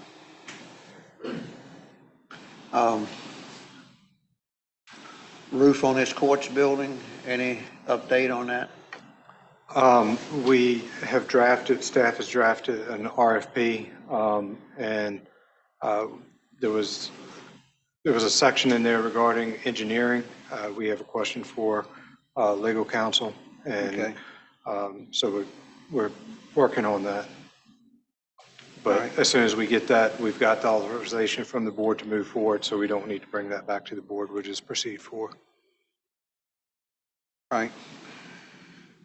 One other thing would be down at the Smith Point, the channel down there needs to be dredged again. It's been brought to my attention that they're having some problems trying to get that dredged. I think the board needs to send a letter to our representatives, to our federal representatives, and even our state representatives, and also to Army Corps of Engineers also, about getting that dredged out. And that's the Baltimore district too. Yeah, that'd be Baltimore district. And if you need it in a motion, that's my motion. Okay. All right. Seconded if you need a second. All right. That's all I have right now. All right. Only other item I have in here would be Virginia Department of Forestry concern. And Mr. Brand, I know you had some concerns on that, about response time and getting someone to respond. The Virginia Department of Forestry, they're really low on staffing. And there was one occasion that I needed them, and it was some confusion, and they were a no-show, and we had a meeting on that and got that ironed out. But during that meeting, it was really pointed out that they're lacking manpower. Therefore, we're lacking resources here in the county or in the Northern Neck. There was one other time that I called and needed some assistance, and it was like an hour or 2 hour delay to get anyone, and pretty much a lot of the resources had went to the western part of the state. I really think we need to send a letter acknowledging some type of concern in regards to the lack of resources that we have in the Northern Neck from the Forestry Department. We need them. We need somebody to show up on scene. You want to put that in the form of a motion? Yes. All right, I'll second that. Any other discussion on it? Do they have any equipment just outside Kilmarnock where they used to have that trailer and they? I don't think so. I don't think so. I don't think so either. And even at that, they don't have anyone to operate it if they had it. Well, the thing is maybe do some cross-training with local fire departments. They want to put you through so much of their training, and it would take so much time to be trained that no one could afford to go to Charlottesville for the training. And it's a mess. I mean, and if you see what they're paying a new forest warden, it's $33,000 a year. Who's going to go ahead and work for that? Is that a warden, not the forester? What forester? I'm sorry. Well, forester is one who deals with cutting the trees and all like that. Forest warden is the ones we used to always have, like Mr. Fallon and others. Well, you're looking at $33,000. Who can afford to live on that? It's just a concern, and I hate for us to have a large woods fire, brush fire here in the county, and not be able to get the resources we need to help extinguish them. Back in the mid-'60s, there were big fires. Remember, went from Ball's Neck and came over to Wacomica Church. And if they don't have it, and that was windy conditions, and it was jumping fields and roads and everything. All right, so we have a motion here. All those in favor, say aye. Aye. Mr. Tadlock, will you be so kind, take care of that? Yes, sir. All right, next item we have is convene and close meeting, but gentlemen, I would suggest that we change that and put that at the end of our meeting. Agree. All right, Can we take a break before we get to our public comment? yes, we're going to take a 10-minute break. That's fine. All right, ladies and gentlemen, we're going to take a 10-minute break, and we'll be right back after that.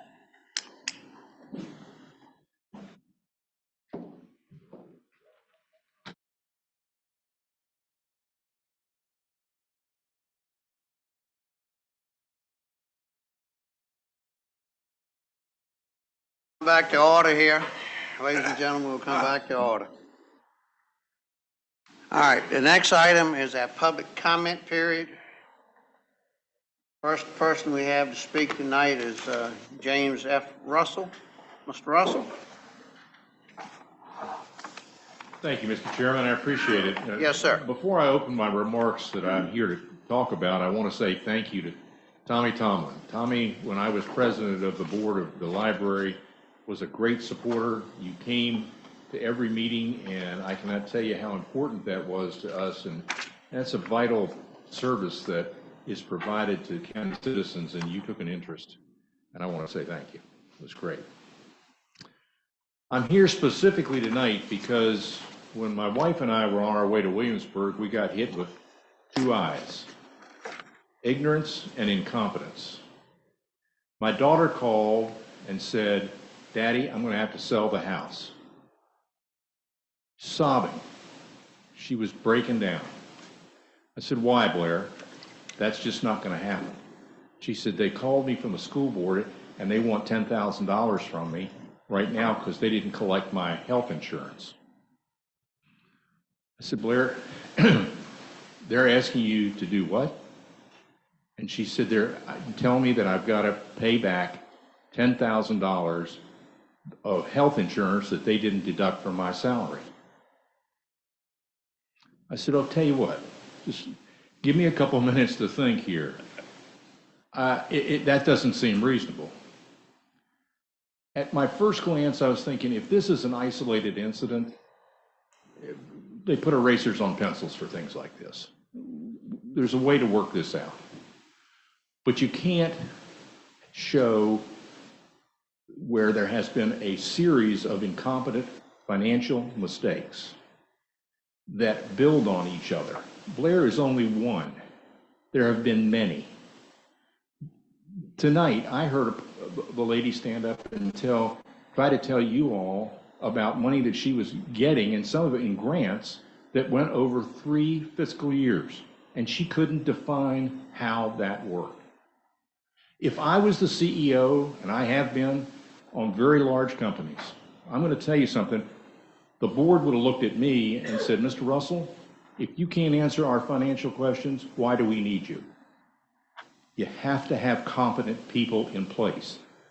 The lady that runs the finance was a principal. She has no financial background. The short of this is my daughter going to pay the $10,000? No. Is she obligated to do so? No. Why? There's a specific statute that bars it. The second part is you don't put milk back in a spilled bottle. The county paid this. The county school board paid this. They had a whole year to figure it out, and now they're just coming to her? It's ridiculous. It's absolutely ridiculous. It's incompetent. Their ignorance of financial matters is unbelievable. And I know where I'm speaking. I have a master's in finance from the Wharton School of Business, and I have a law degree. There is no reason for this. I have been working in the financial services business for 50 years. I served our federal government with the RTC. I closed down financial institutions, and the biggest problem in the financial institutions that I saw was clearly incompetent financial management. Absolute incompetence during the savings and loan crisis. It was bad lending judgment, but let me tell you something, it all boiled down to the accounting. You don't hire people that don't know how to add and subtract for debits and credits. I was a partner in Arthur Andersen, which was the largest accounting firm in the world. We had a great reputation. We only hired the best. Unfortunately, we got taken down by our friends in Washington. We would never have given an audit on this kind of an operation. A forensic audit is what's needed. It has to be an open-ended forensic audit because it cannot have closed parameters on the side. They have to have the ability to seek the answers that they need by examining every single line item. And you all have to have the ability to ask for historical references. What are you spending? How has that progressed? What are the variances? In a $23 million budget, which is their budget, how do you misplace $250,000? How do you not use all the COVID funds? Or did you use all the COVID? They can't answer that question.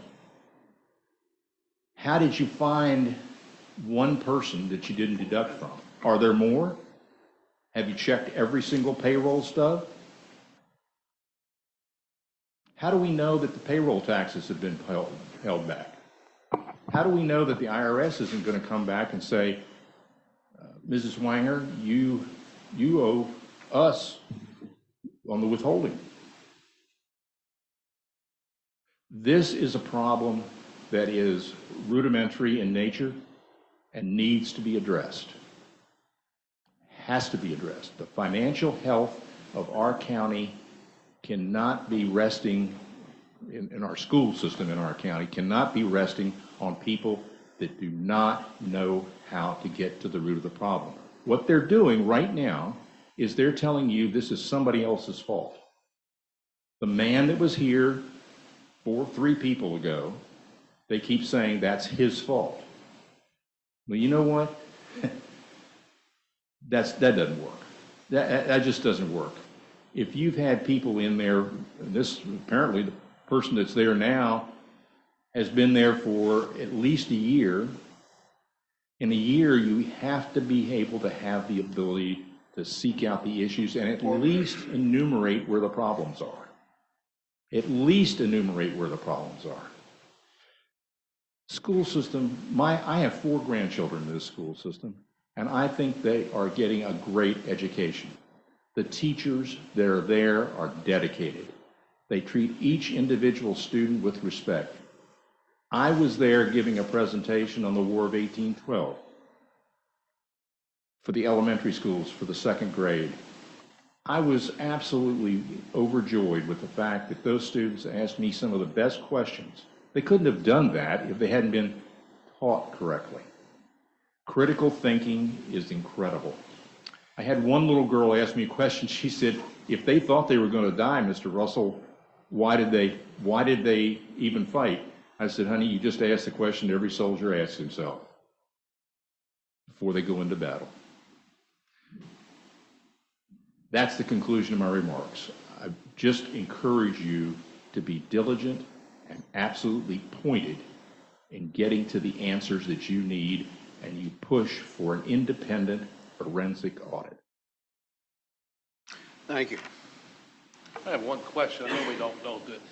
Your daughter's insurance, was it just her or anybody else covered under her plan? It was a family plan, and her husband was covered, her 4 children, and she received services. I mean, her daughter was, our youngest granddaughter received ear surgery, another one throat surgery. So how do those claims get covered if the insurance premium hadn't been paid? So it's clearly going 2 fiscal years, this fiscal year and last fiscal year, at least. At a minimum. Yeah. At a minimum. Okay, that's one of the questions I want to clarify. Yes, sir. Thank you. Sir. All right. I got a question, Yes. but it's not for Mr. Russell, it's for this board. And it really doesn't have anything to do with Mr. Johnson or Mr. Tomlin. Mr. Fisher, you coming on, Mr. Williams, you're coming on. How much longer are we gonna not hold people accountable? We keep having issues brought before this board and no accountabilities. So I think some of that's going to change here shortly. That RFP that we approved tonight will show us exactly where the processes are broken. And without this knowledge, that RFP, the county will continue to run on spare tires. Once the audit is complete, the challenge of organizational change, and that's where the pain is going to happen, this will begin a difficult time for the county because we will have to change. We will have to have that accountability. So change is messy. I anticipate the challenges. I'm here to step up to do my part when it comes. But that's the way it's going to happen because it has to happen. This gets back to that process decay that I was talking about earlier. So we're going to fix that. Gotta be fixed. Uh-huh. Well, one thing I do, and I'd like to be Grinch or throw water on stuff, we are dealing with a separate body, separate scenario. One thing you mentioned, Mr. Johnson, didn't have many people on the ballots. If you really want to change things, change the school board itself. Yep. And I think, another thing we need to think about, and this is somebody else's bigger discussion, is whether or not the selection of the school board members themselves needs to be away from direct election to some other method of selection. Jim Cup was the one who moved to have election. Not sure it made. Before, it was done by the electoral board, a different electoral board. They were citizens. The other way is like Hanover, you could argue the point, Hanover has the board of supervisors appointing the school. This would take a referendum. Not saying that, but that is, some of the problem is beyond the scope of this board. Can there be a centralized payroll for the county and the school board? That's a good question. I don't know. Given the scenario, but the other thing is, I know Mary Dodson, their bookkeeper, financial person, doesn't, when she meets the person, finds out all their deductions, push a button, basically? It's a little bit more. A little bit more to Yeah, to it than that, but it's a process to meet with them, find out what they want, check the blocks, and then somehow put that data in a program. yes. And that should have been done when your daughter was hired. When I got work for the state, worked here, I had to fill out how many exemptions. That gets put in. And it's a process. But again, we got they're separate by their education, we are this. But again, it's process, it's funding, and accountability has to come, and accountability may need a replacement of members on that board. And I will say on the county side, and Mary does a very good job of this, as far as checks and balances, is whatever goes in, she's double checking that information on the backside to make sure that on the county side of things, everything's balanced out. Mr. Chairman, may I have one more second? No, you can't come back. We don't normally do that. I don't have a problem, given the issues that right. Mr. Russell has brought forward. Give you a few more Gotta seconds. follow up on others the same way. And I don't want to be, a terrible exception here, but I want to bring something to your attention. There are people that are writing their own checks in the school system. They're writing their own checks. You can't do that. No. If I had, in my companies, if I had somebody reimbursing themselves, that's an open invitation to embezzlement. It's an open invitation. Thank you. All right, next person on our sign-up sheet would be Lynn Bosmanjan. I know I messed that up. I think I'm supposed to be next to the Boys and Girls Club, is that correct? No. We're still in You're public. not on the agenda right here. Oh, we're not, sorry. But Not up there. Hi, I'm Lynn Busmajian. I gave Busmajian. Maurice a Close bunch enough. of handouts. Busmajian. I'm here really for two reasons. One is zoning and the other one is speed limits. As far as the zoning goes, I took pictures. This thing is across the street from my house. I sent everybody all on the board emails. I don't know if you saw them because I didn't get replies. I didn't hear from you. We got them right here. Yeah, I just handed that out. Anyway, I was appalled to find out. I went to Mr. Marston in zoning. I called him, I sent him emails, and he told me that signs are allowed. Vehicles, I quoted him, vehicles are only addressed if they are unlicensed. So that means directly across from my house, they could park 50 trucks there. We're in a historic district. It's a residential area. There is absolutely no zoning against any of that. And I couldn't believe it, actually. I mean, as far as I know, that everybody's rights should be protected. I just don't see it. I don't see it. We're a residential area. It's, as far as I know, Courthouse Road right down here is part of the historic district of Heathsville. So why should they be allowed to park those big trucks there? And they're only allowed one sign, as far as I'm concerned. That truck has two signs, because that truck is nothing but a big sign. They park it there constantly, along with the sign that they have. So That's 2 signs. They're only allowed 1. They shouldn't be allowed any. I don't think anybody. It's right across the street from my house. What's that do to my property values? Have all that mess across the street from my house. I don't get it. Anyway, I just wanted to bring it to the board's attention. I think there needs to be a change in the zoning laws. Somebody needs to look at this and say, well, within the historic district of Heathsville, you cannot put a sign up. Can you imagine if every single house in all of Heathsville rented out for $50 a month, somebody's to put a sign in their yard? Wouldn't that be pretty? That would be just gorgeous. I'd love this. I came to this place because it was nice. It was pristine. Second one is speed limits. I noticed that Heathsville has reduced speed limits on Route 360 and the limits through the town have done absolutely nothing on Courthouse Road. I talked to VDOT and it was like talking to a wall. It's 45 miles an hour. It's residential. People live on that street. There's nothing commercial about it. The difference between going 35 miles an hour from the intersection at Subway to the end of town, basically, from 35 miles an hour to 45 miles an hour, what is it, 10 seconds? It's like a half a mile. So I couldn't get anywhere with VDOT. I know it's maybe not your job, but I think you would have more influence with VDOT than I do as an individual to get that speed limit cut down. People go by my house at 70 miles an hour. I don't like that. I don't like them going by 50 miles an hour. There's no policing. Somebody, twice, they have run into the telephone pole in my house. Their car ended up in my neighbor's front yard. They've hit my truck, smashed the thing up. I called the sheriff's office. It was a mistake because I had all the parts. I picked them up and I said, well, here's the make of the vehicle. Here's the year of the vehicle. Why don't you go find it? I was an investigator in the Army, in the military. This is the kind of stuff I would do. They told me, oh, we can't do that. I said, why not? I said, well, we don't have the ability to track that. And there were no eyewitnesses.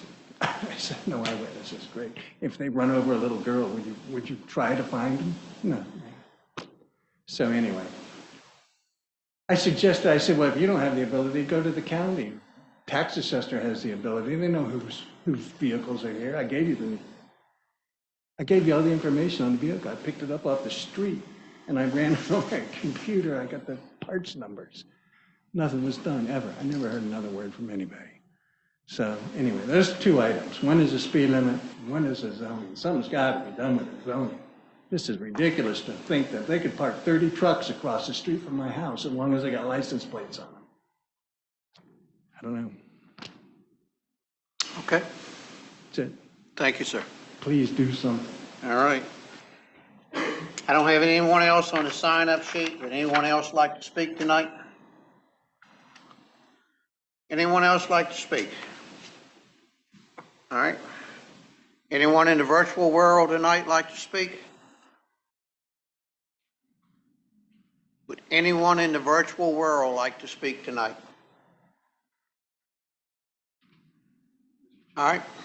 I'd like to speak on behalf of the board with that. Yeah, that'll be coming up in a little bit. All right, since I don't have anyone else to speak, I'm going to close the public comment period. All right, now we'll move on to our public hearings, even though we're a little bit late tonight, but we're going to get on with them. Our first one has been tabled from our November the 9th meeting. It's a request by Neil Office Complex. And that would go back to Philip, please. Yes, sir. This request was staff requested this to be tabled from the November meeting. It was a request by Neil Office Complex owner and Jack Knapp applicant for a conditional use permit to allow a campground on property zoned A1 agricultural. Property is shown as tax map parcel 8B-1-145-A1 and is located at 226 Village Green Drive in Calia. All right. Anyone here wants this representing? Come on up, please. Hook up the computer real quick. Yes, sir. Nice, what's up over here?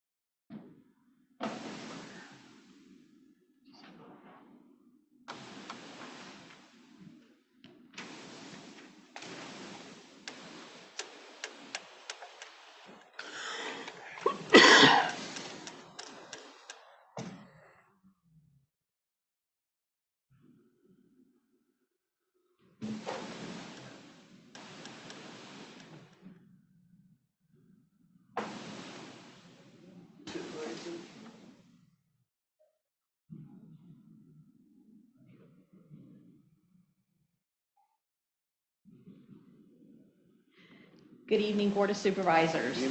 Thank you for reviewing our application and your time and energy and efforts to learn about our goals, plans, and dreams of owning an RV park in Callio. We would also like to thank the Planning Department and staff for all your hard work and direction in helping us get to this point. We appreciate the opportunity to present to you our dream of moving here, owning, and operating an RV park. This park is our dream to call home. You already know the current owner and long-term resident of Callio, Daniel Porter.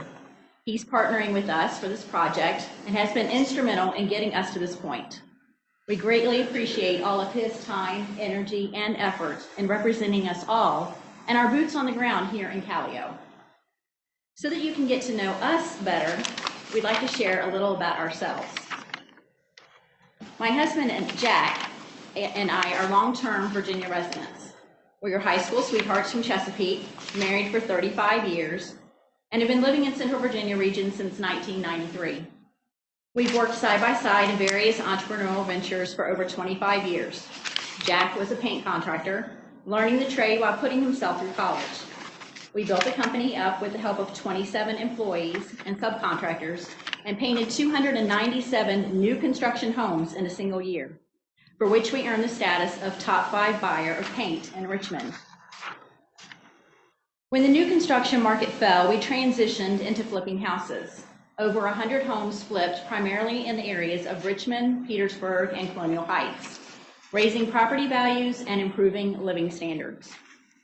While flipping houses, it was the logical next step to become real estate agents. This is our current full-time occupation. Jack focuses on land, while I enjoy serving the residential market. In 2019, I received the Silver Award for Outstanding Production by Unit and by Volume from the Richmond Association of Realtors. In 21, I was the top 15% award winner for HomeSnap. Then in 22, I earned a top 5% award again from HomeSnap, as well as the top producer award called Icon from my brokerage. In everything we do, we strive to bring value to our community, employees, guests, and clients that we service. But enough about us. Now we'd like to share our vision. The inspiration for our design came from one particular site at an Army Corps of Engineers campground in Alabama. We love the space as well as the established trees blocking sights and sounds of neighbors.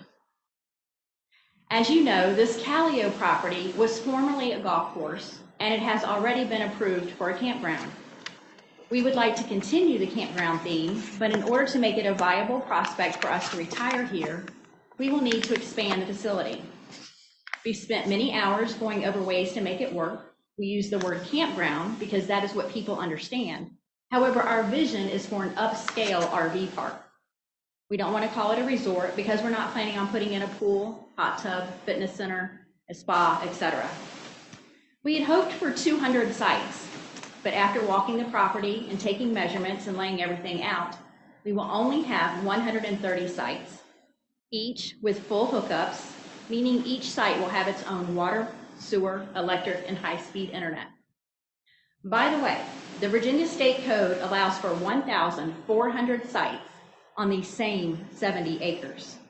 We are asking for less than 1/10 of that. We will only allow fully contained RVs on site. Just to clarify, an RV, as defined by the state of Virginia, is a self-contained camping unit with a toilet and may contain a lavatory, shower, and kitchen sink, all of which are connected as an integral part of the structure to water storage and sewage holding tanks located within the unit. Having public water and public sewer on site is a huge benefit, as this eliminates environmental concerns. There will be no tent or pop-up camper sites. There will be several ADA sites and several EV charging sites. As a realtor, I am all about location, location, location. And in our opinion, there couldn't be a better location for this quality RV park, for us, our guests, and for launching tourism in Northumberland.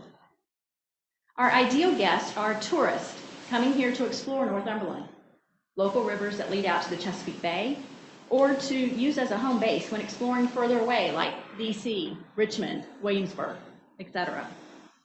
The construction worker coming to the area for a specific project, a nurse serving a contract, an IT contractor that works from home, retirees who love the Four Seasons Virginia has to offer, military personnel, or an engineer working from home who stops in to explore the local site. Our target market has an annual household income between $100,000 and $250,000. I pulled a few stats from Condor Ferries regarding RV statistics for 2023. Williamsburg, Virginia is one of the 10 most popular RV destinations in the United States. Because it's so difficult to get a site there, we would make a great home base. Locating a vacant campsite is hard because there are 40 million Americans who regularly go RVing, and there are only 1.6 million RV campsites in the United States, leaving at least 38 million guests with no place to stay on any given weekend.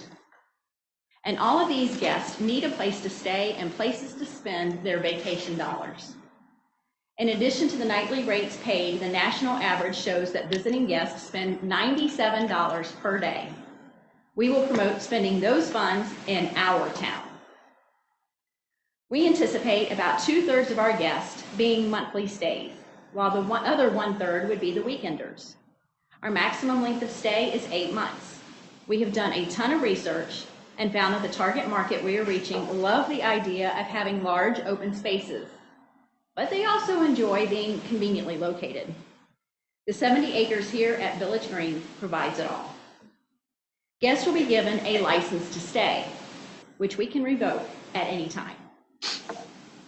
There will be no permanent structures added to any campsite, including decks, pergolas, additions, etc.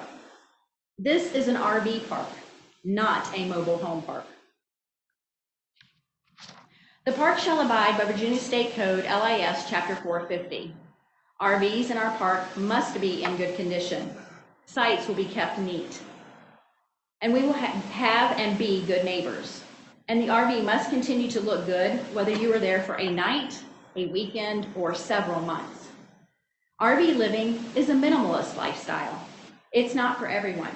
Those that feel the need to bring everything with them or love to shop and outgrow their sites will be asked to leave.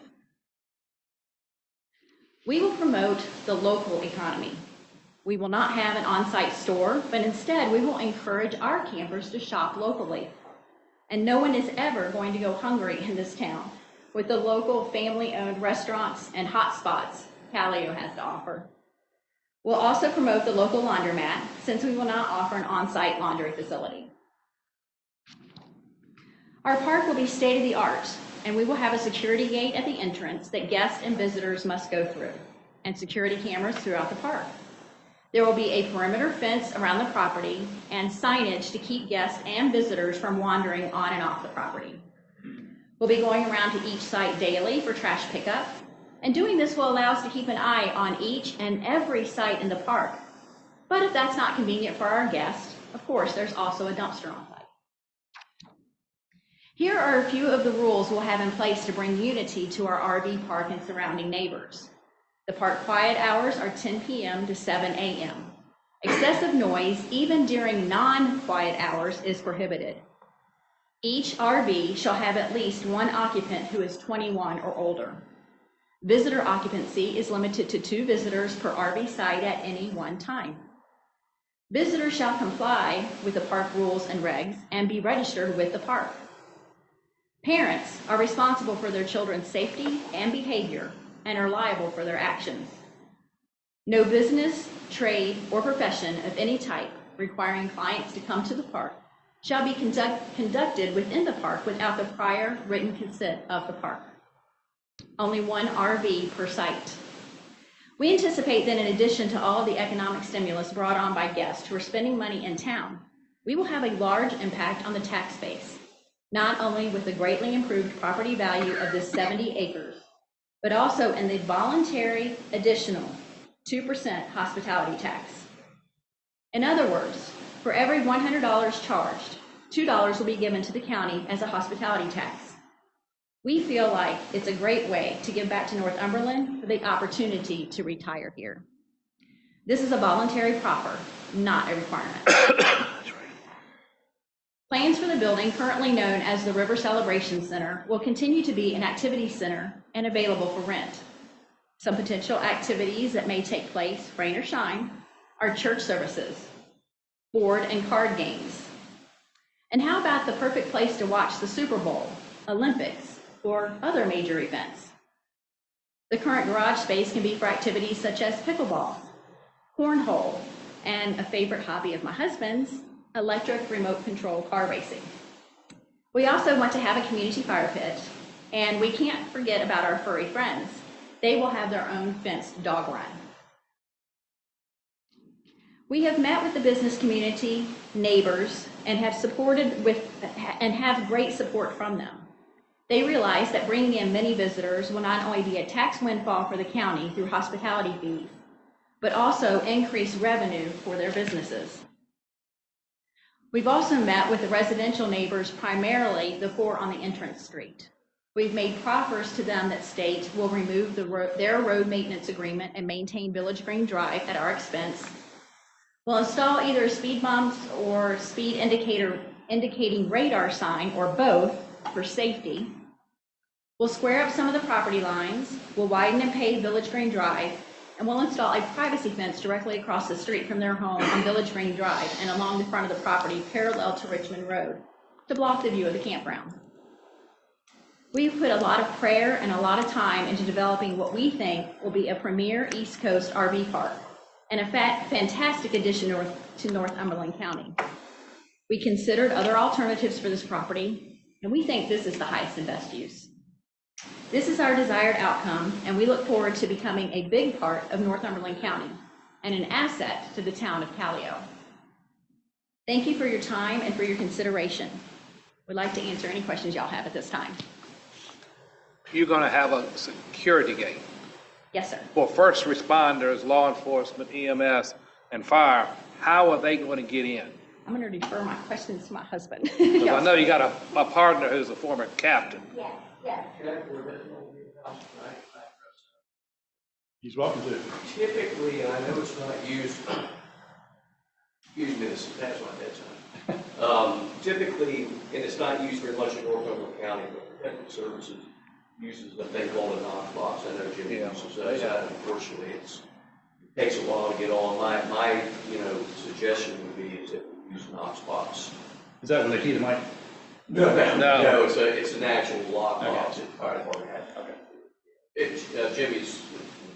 Yeah, we'll definitely run it by the fire department, the police department, and get everything set up with them to start with before we get it set. Yeah, because we got emergency, we don't want, the other thing is getting out to get the necessary opening to get in, seconds, especially with law enforcement, can make a big difference. Yes, sir. And we would actually encourage them to come on site and fill out the reports and stuff, park on our property and enjoy some, much needed rest and relaxation knowing they're protected there. You have a question? That was one of my big concerns. Not that I'm opposed to security from that point of view, but anything that restricts the flow of fire EMS and police getting in can have some detrimental effects. We'll make sure it's set up properly. All right, any other questions from board members? Same ones I had from Mr. Corder when I met with him, and maybe Philip can help with this. Does the county now have a ordinance in regards to how long you can stay in the camp? Is it 6 months? That's in a floodplain. The ordinance does say no full-time occupancy, but that's as far as it goes. Full-time occupancy, okay, well, so this is talking 8 months. So isn't that kind of going against that ordinance?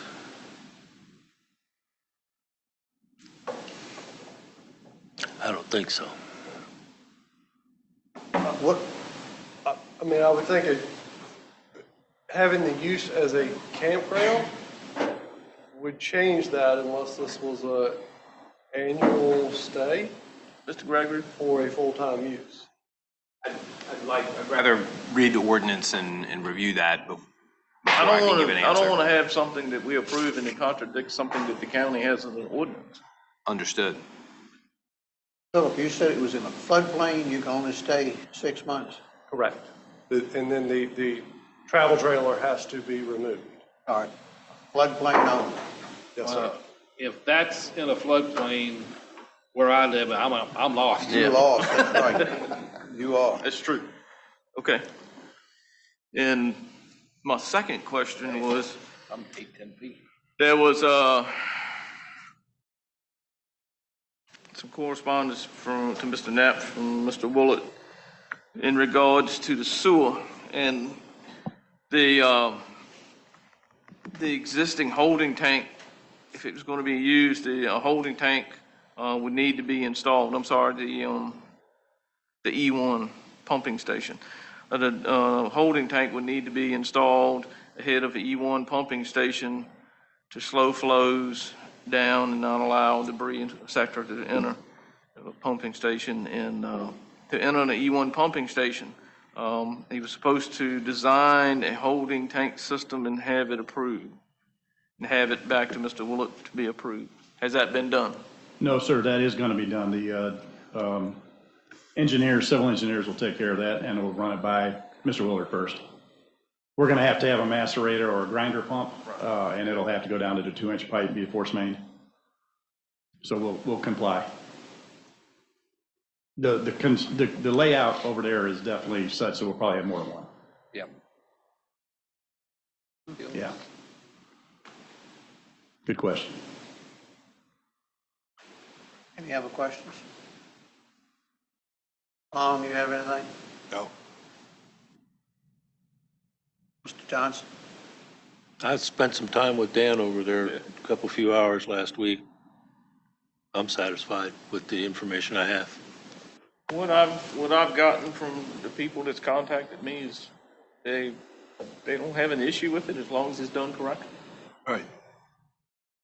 We've had one person that was against it, that sent in an email, and that's been forwarded to us.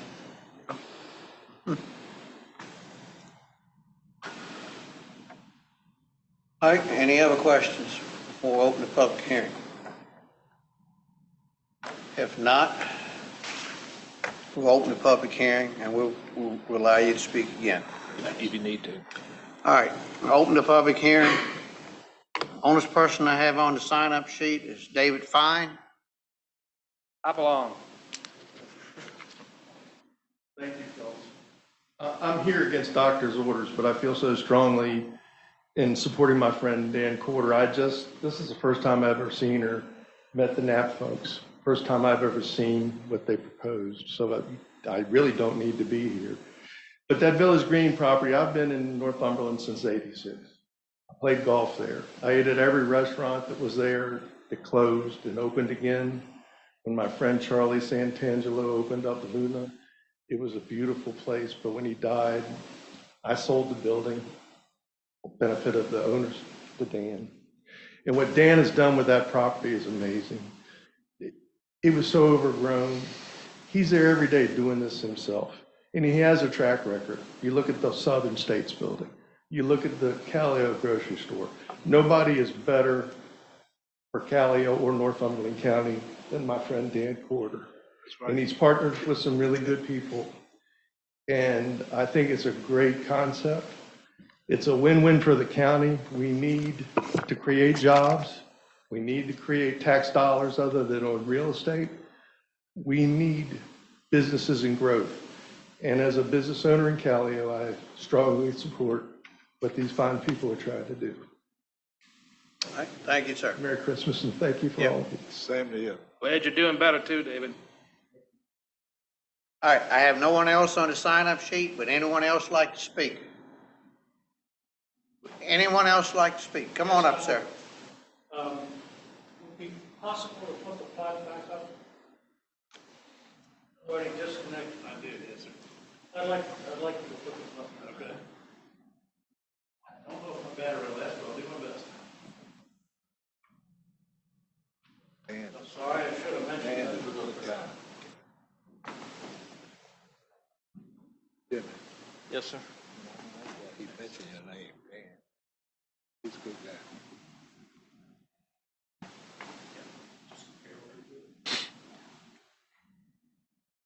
Would you The reason I'd like to show would you the state plaque your to the name and group all for the record is- too, please?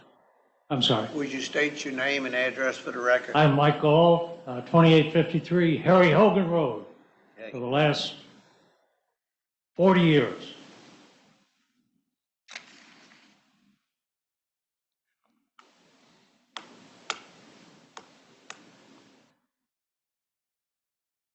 Sorry, I need the plaque. You guys need the plaque. That's a good one.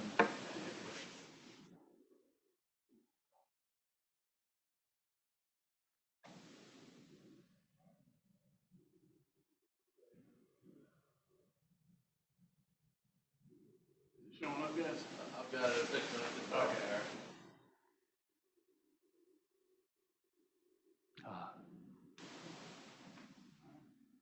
Okay. There we go. May I step in for just a moment? Yes, sir. Watch the cord. Watch that cord. Yep, got it. You know why I do lift assist. We got a TV over there. Actually, I'm in support of this, but there's a problem. I don't want you approving something that's going to be a potential liability.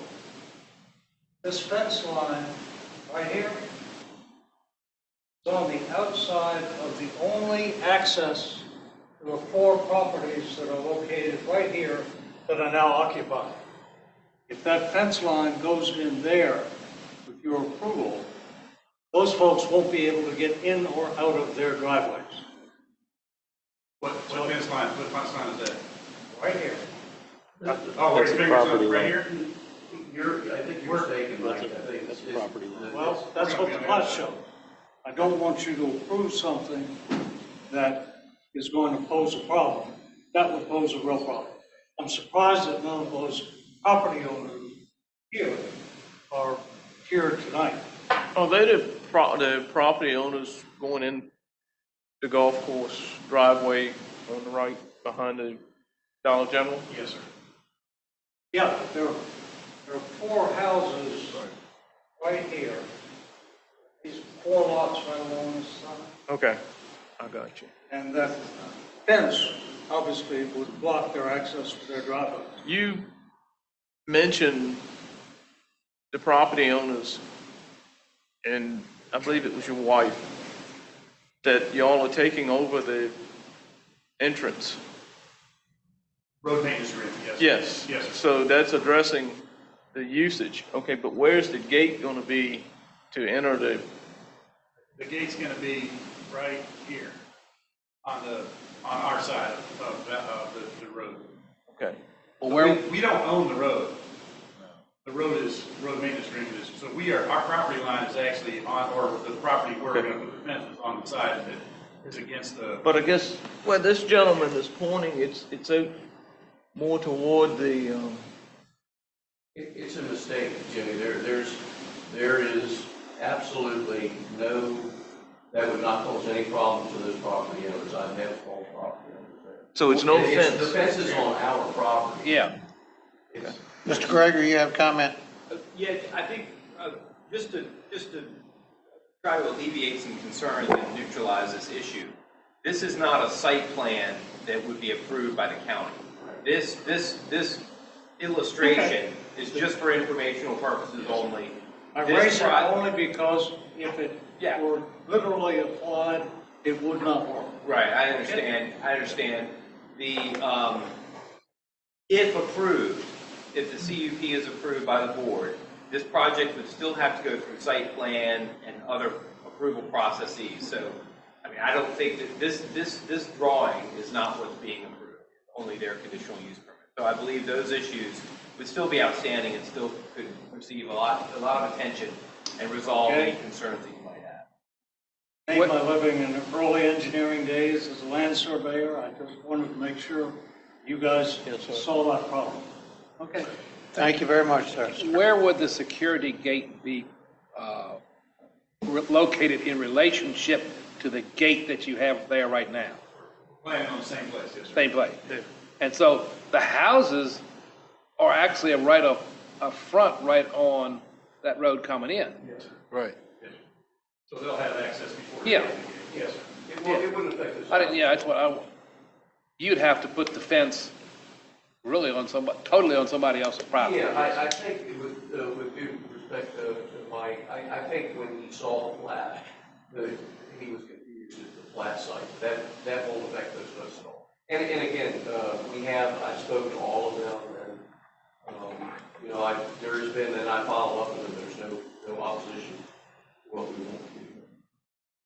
One additional thing, and I think for the benefit of the public, we, as an additional gesture of good faith for the Prescotts, who had the house closest to the Dollar General there, we are actually paving him a spot for his 18-wheeler because currently right now I just allow him to park it there.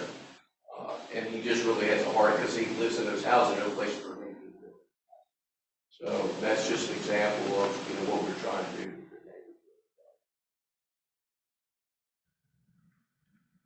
All right. Mr. Gregory, you have any other comments? All right. Comment in the back, hand raised. Come on up, sir. Comment. I was wondering, they said that this would be up to 8 months. Are the ones that are less than 30 days, are they considered short-term rentals? Or are they come under some other auspices of the county? Mr. Gregory? They're private vehicles. Private vehicles. Private vehicles, okay. Yeah. Short-term rental is a residence or a residential structure. Yeah, that would have to be attached to the ground. Yeah. Footings and everything under it. Good guys, Lane. So they're not? No. All right, anyone else like to speak? Can I get a copy of that at the Office of Building and Zoning, or can I get a copy here, or electronic, paper, anything? I live right, it's gonna be right by my house. We don't I have just that. like to kind of know what's happening. You don't have that. You can see Mr. Marston. We don't have that.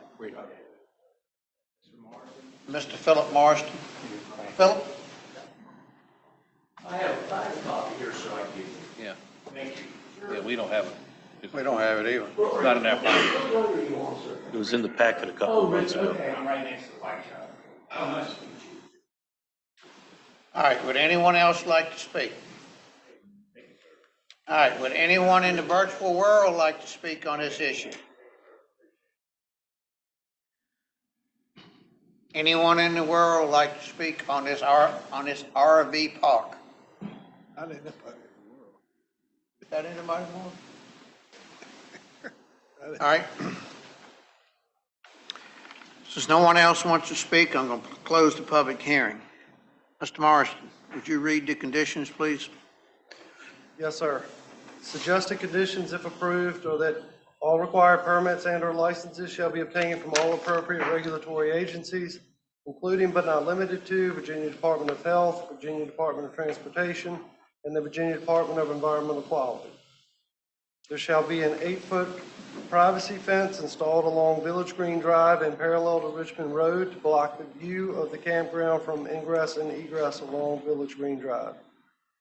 The perimeter, excluding the view from Village Green Drive, shall have additional fencing installed to prevent trespassing inside or outside of the campground as described in the application. Water shall be provided to each campsite prior to occupancy of the site. The trash disposal area shall have privacy fencing installed around the perimeter and shall be located adjacent to the existing pole barn building. A central dump site for septic shall be installed and connected to the sewer system in accordance with the Northumberland County Sanitary District. There shall be no tent camping until an approved bathhouse is constructed for the use of campers. A waste management company shall be contracted for the removal of trash. An emergency response plan shall be prepared and approved by the Director of Emergency Services and the Fire Chief prior to occupancy of any sites. There shall be no campsites established on the rear 10 acres of this parcel, which is shown as Parcel C on the composite boundary survey provided with the application. Village Green Drive shall be the only ingress and egress for the campground use. All travel trailers shall be licensed with valid tags, valid inspection stickers, and permanent structures, including but not limited to decks and porches, shall not be constructed on the campsites. The campground shall be limited to 130 sites as described on the application, and occupancy shall be limited to 8 months as specified in the application. All right. Any board members have any questions for Mr. Morrison on the conditions? If not, what's the pleasure of the board? This motion is made in due consideration of public health and safety and general welfare of the community, public necessity, convenience, and the exercise of good zoning practices and pursuant to the body's statutory authority that we approve the conditional use permit. All right, so what's your motion now? With the conditions? With the Conditions, with the conditions? Yes. Okay. All right, we got a motion. We have a second. I'll second it. All right, any other discussion? If not, all those in favor say aye. Aye. All those against? The motion passes, sir. Thank you so much. Thank you very much. Merry Christmas. Merry Christmas to you. Merry Christmas. Thank you very much. Dan. Next item.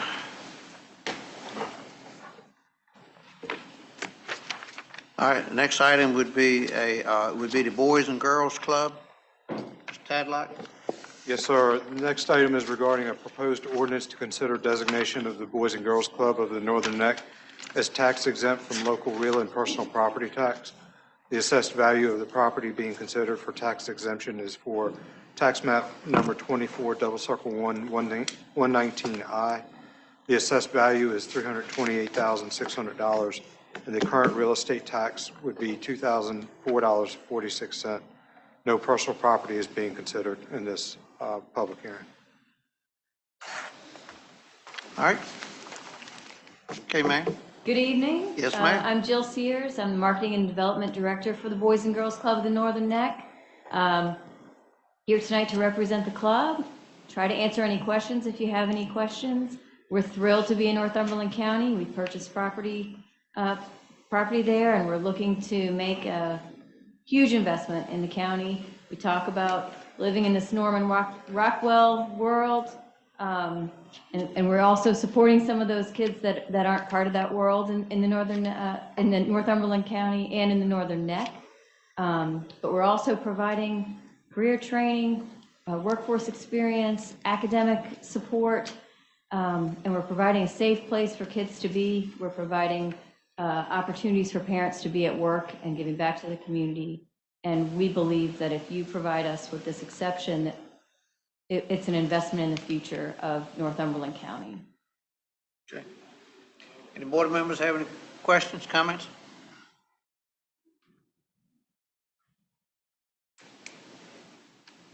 No comments, no questions. All right. All right. Ma'am, I'm going to open the public hearing, and we'll let you have comments here again in a minute or two. All right. Okay? So take my seat. Yes, ma'am. You All can right. sit anywhere you want, I've right? been so anxious to speak. Hey, I know it's been a long wait, hasn't it? All right, I don't have anybody on the sign-up sheet, but anyone like to speak on this issue? Anyone like to speak on this issue? All right, would anyone in the virtual world like to speak on the Boys and Girls Club? Anyone in the virtual world like to speak on the Boys and Girls Club? No one? I'll close the public hearing and the matters before the board. Mr. Chairman, I move that we grant this exemption. All right, we got a motion? Second. Got a second? Any other discussion? If not, all those in favor say aye. Aye. All those against? Your motion passes, ma'am. Thank you very much. Yes, ma'am. Very good. Merry Christmas to you. Next one is a amendment to the county code. Mr. Tadlock? Yes, sir. Next public hearing is to consider an amendment to the County Code, Chapter 79-2, which will allow the use of golf carts and utility vehicles within Bridge Creek subdivision. The way the board has handled these in the past is that the subdivision would be responsible for all signage. That's all I have, Mr. Chairman. All right, anyone here from Bridge Creek tonight? Would you like to come up and say something, please?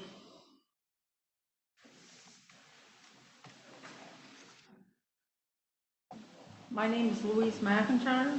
I live at 574 Bridge Creek Circle in Loxley Hall in the Reedville area. I'm here in hopes that the Board of Supervisors and VDOT grant our neighborhood, which is the street, Bridge Creek Circle, a state-maintained road, a golf cart / utility vehicle community, and to take action to enhance road safety. Bridge Creek is a windy, narrow road that is frequented by visitors, construction, delivery and service vehicles who are unfamiliar with the traffic pattern, and many who need to be reminded that the set speed limit in a residential area is 25 unless otherwise posted. Our community consists mostly of senior citizens and a few young children, mostly during spring and summer months, who walk, ride bikes, walk their pets daily. We also have 3 Airbnbs and a rental home within our community, which also brings more vehicles to our neighborhood, and people who are, again, unfamiliar with our road conditions, or maybe they just don't care about the safety of our neighborhood. But anyway, that's it. Thank you. All right, any board members have any questions? All right. I have a question. Ms. McIntyre, hold on a second. Since you're concerned about road safety, you're asking for golf carts to be put on places where people aren't exactly doing. That by itself could increase some traffic issues with golf carts.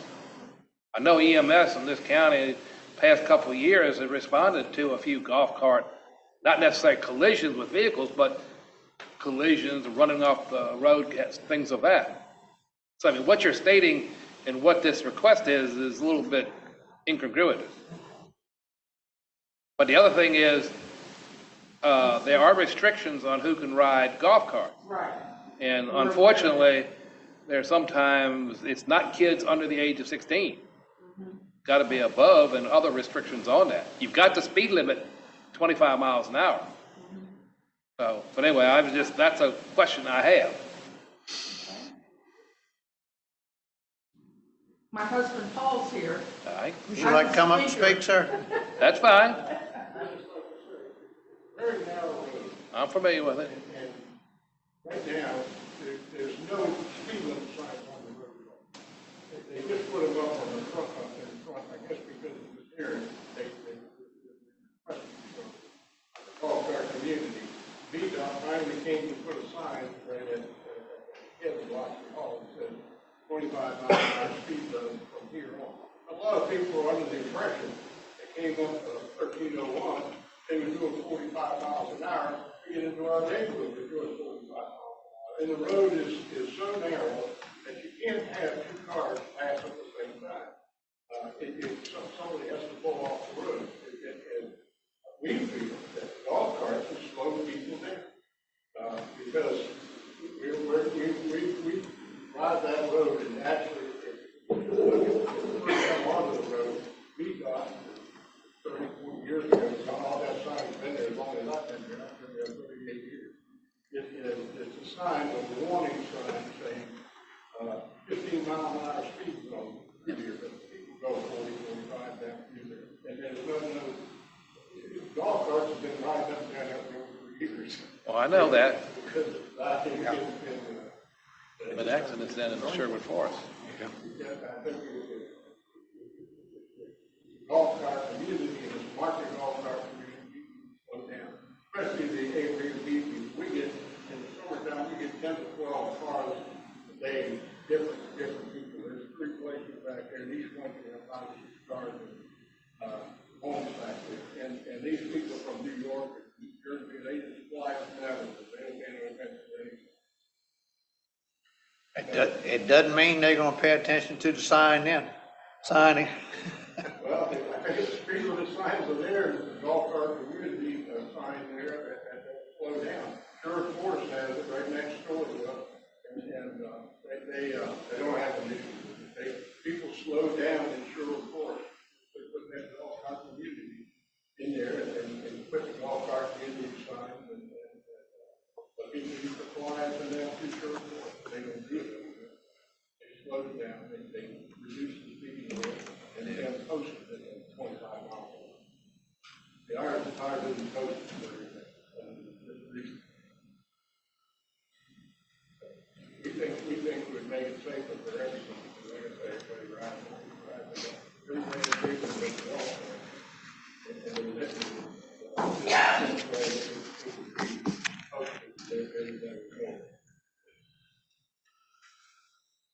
All right, any board members have any questions now before I open the public comment period? If not, I'll open the public comment period.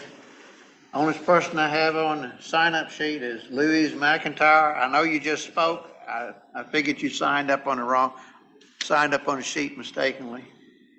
Anyone else like to speak?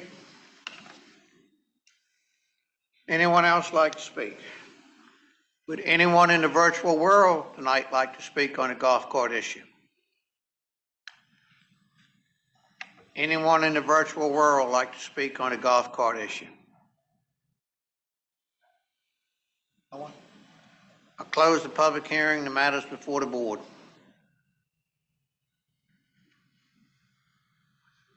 What's the pleasure of the board?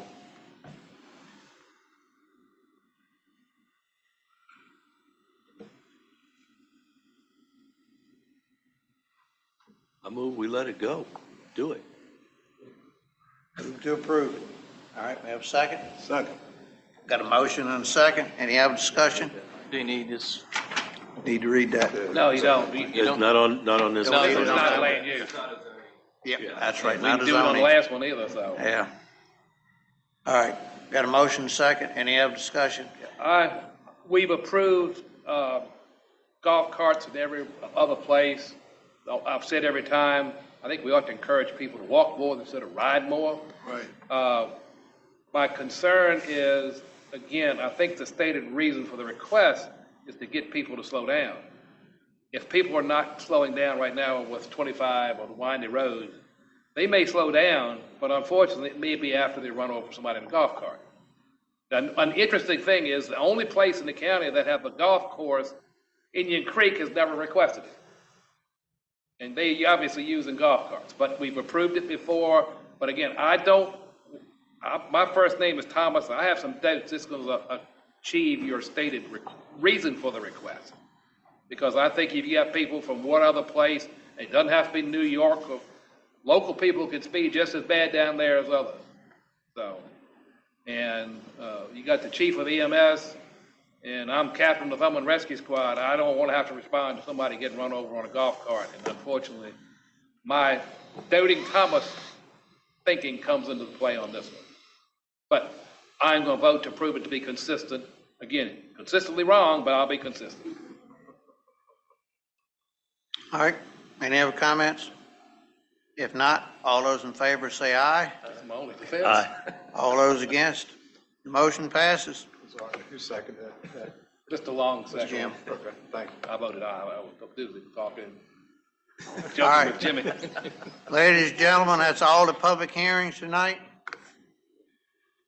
The only thing we have left on our agenda is to convene into a closed meeting. Making fun of himself. Yeah.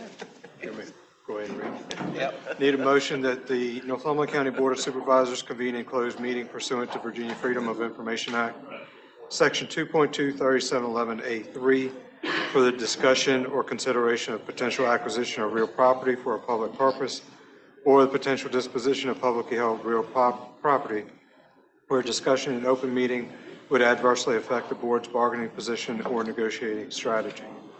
Section 2.2, 3711A7, for consultation with legal counsel pertaining specific legal matters where such consultation or briefing in open meeting would adversely affect the board's negotiating or litigating posture.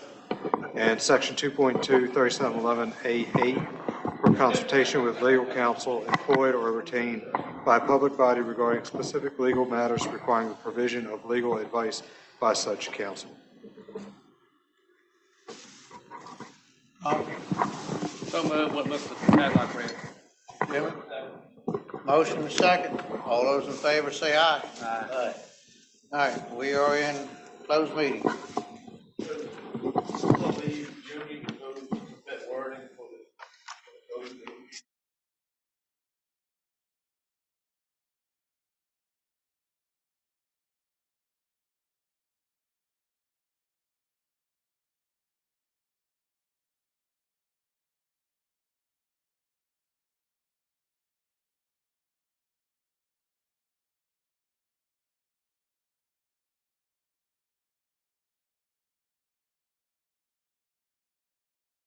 And that the Northumberland Board of Supervisors return to public meeting and certify by roll call vote that only public business matters lawfully exempted from open meeting requirements by the Virginia Freedom of Information Act, and as were identified in the motion convening the closed meeting, were heard, discussed, or considered during the closed meeting. So moved what Mr. Tadlock said. All right, got a motion, got a second? Second. Motion second. Mr. Johnson? Aye. Mr. Long? Aye. Mr. Brand? Aye. Mr. Tomlin? Aye. Mr. Haney, aye. We're back in the open meeting. Motion on, I move that we instruct our county attorney to contact his counterpart with the school board about the process to transfer the old EBB building to the school board. got a second? Second. Second. All right, motion second. All those in favor say aye. Aye. All right. What else do you need, Mr. Tadlock? Oh, you wanted the motion that was made on the radio committee? All right, yeah. So back on August 10th, the board had indicated for Mr. Brand and myself to be appointed to the policy committee, the regional radio board. And then on August 24th, it was clarified that you would provide me the opportunity to have a designee in the event that I could not attend the meetings. All right. I don't have a problem with that because the designee for Mr. Tadlock could be Mr. Basie. Or Which one Mr. Brand could have a designee. Yeah.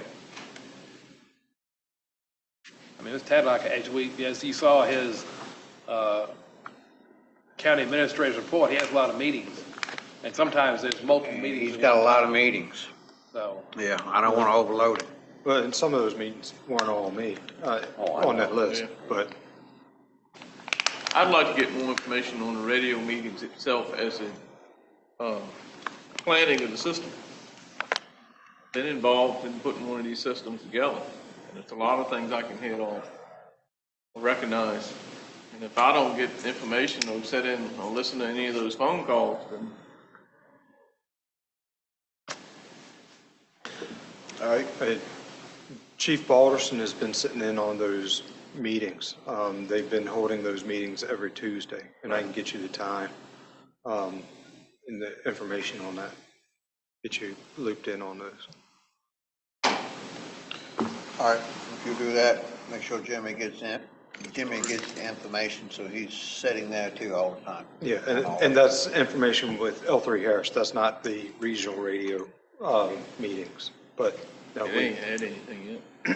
I said, I don't think they've done anything with the regional group yet. All right.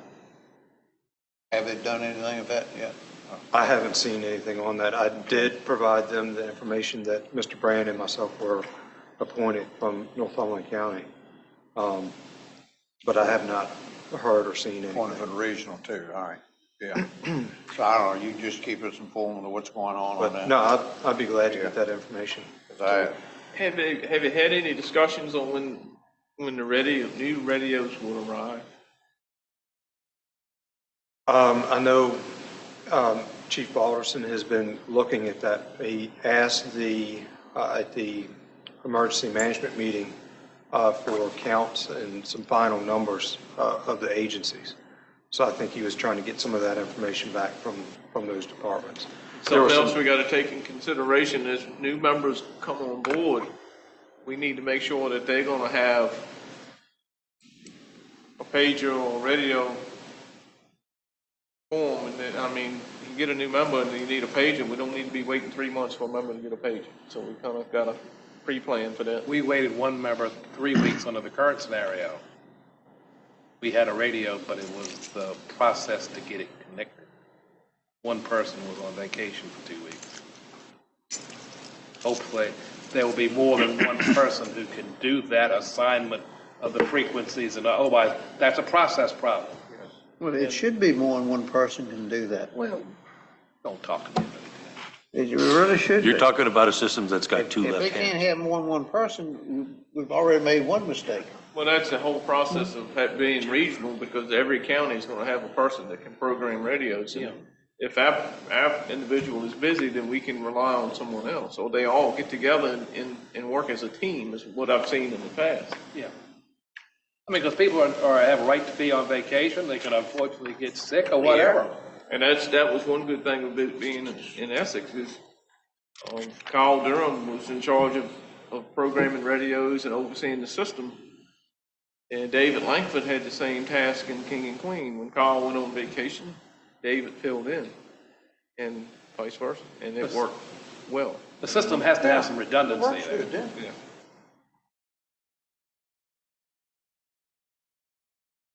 Well, got anything else, gentlemen? 1 point. I want to make sure that the record is clear. I abstained from the vote on the resolution for Ted Hall. For the resolution for the Ted Hall resolution at the beginning of the meeting, I abstained. I did not vote. Okay. Did you change that, Mr. Tadlock? Or reflected. Yes, that was a 4-0 vote. 401. Yeah. Yes, we'll get that.